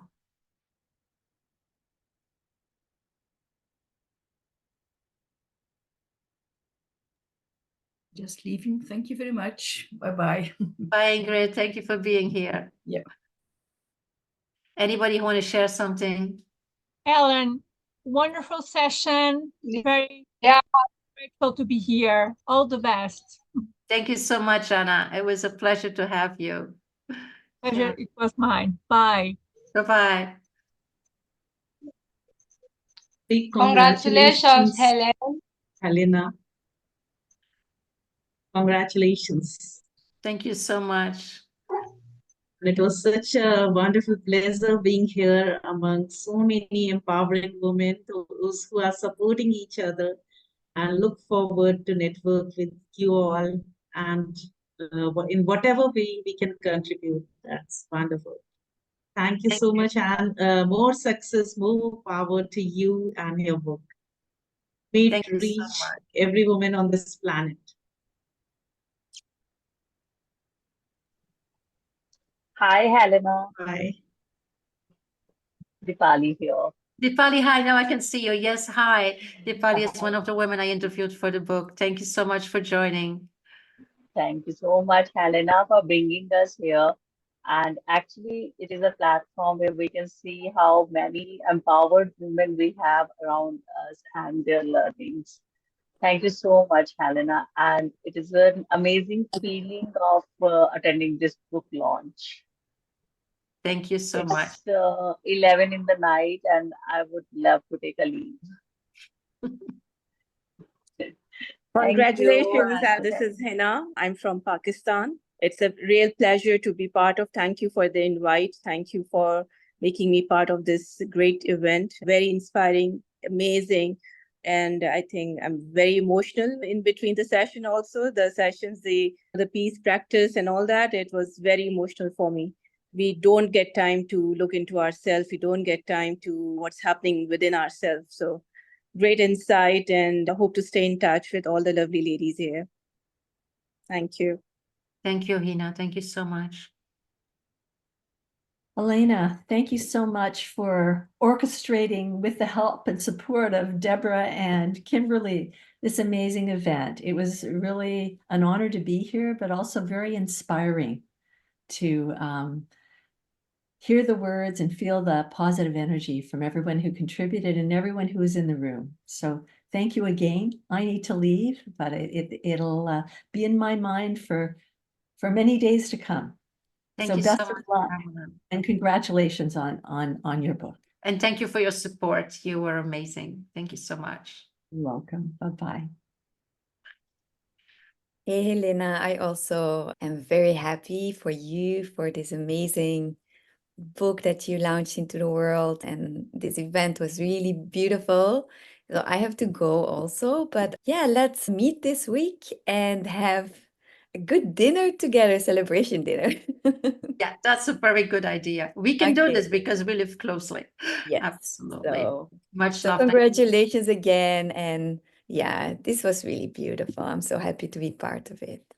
Thank you so much. I want to say, Helena, it was an amazing event. Congratulations on the book, and just the diversity that was here, all the different people from all different parts of the world. And it was just so inspiring how much people are doing to help other people. And yeah, so I went away with a number of websites to follow. And yeah, it was amazing. Thank you so much, Helena. Thank you, Joan, for joining us. It means a lot. Thank you so much. Helena, hi. I'm Hi, so glad Ashley. I've been here. It's been so inspiring. I've literally been like here, but then writing a new presentation, like the creativity and the downloads, and it's been magnificent. It's been Wonderful. magnificent. I'm thrilled to know you and to collaborate with you going forward. And I just wish everybody and you the best with this Thank book. you so much, Ashley. It's great to have you here.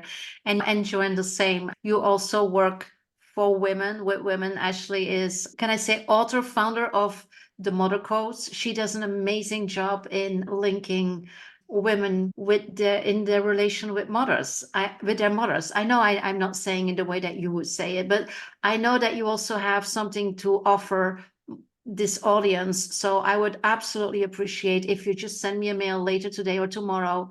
Yeah, Yes. would be lovely to be able to introduce you to that audience.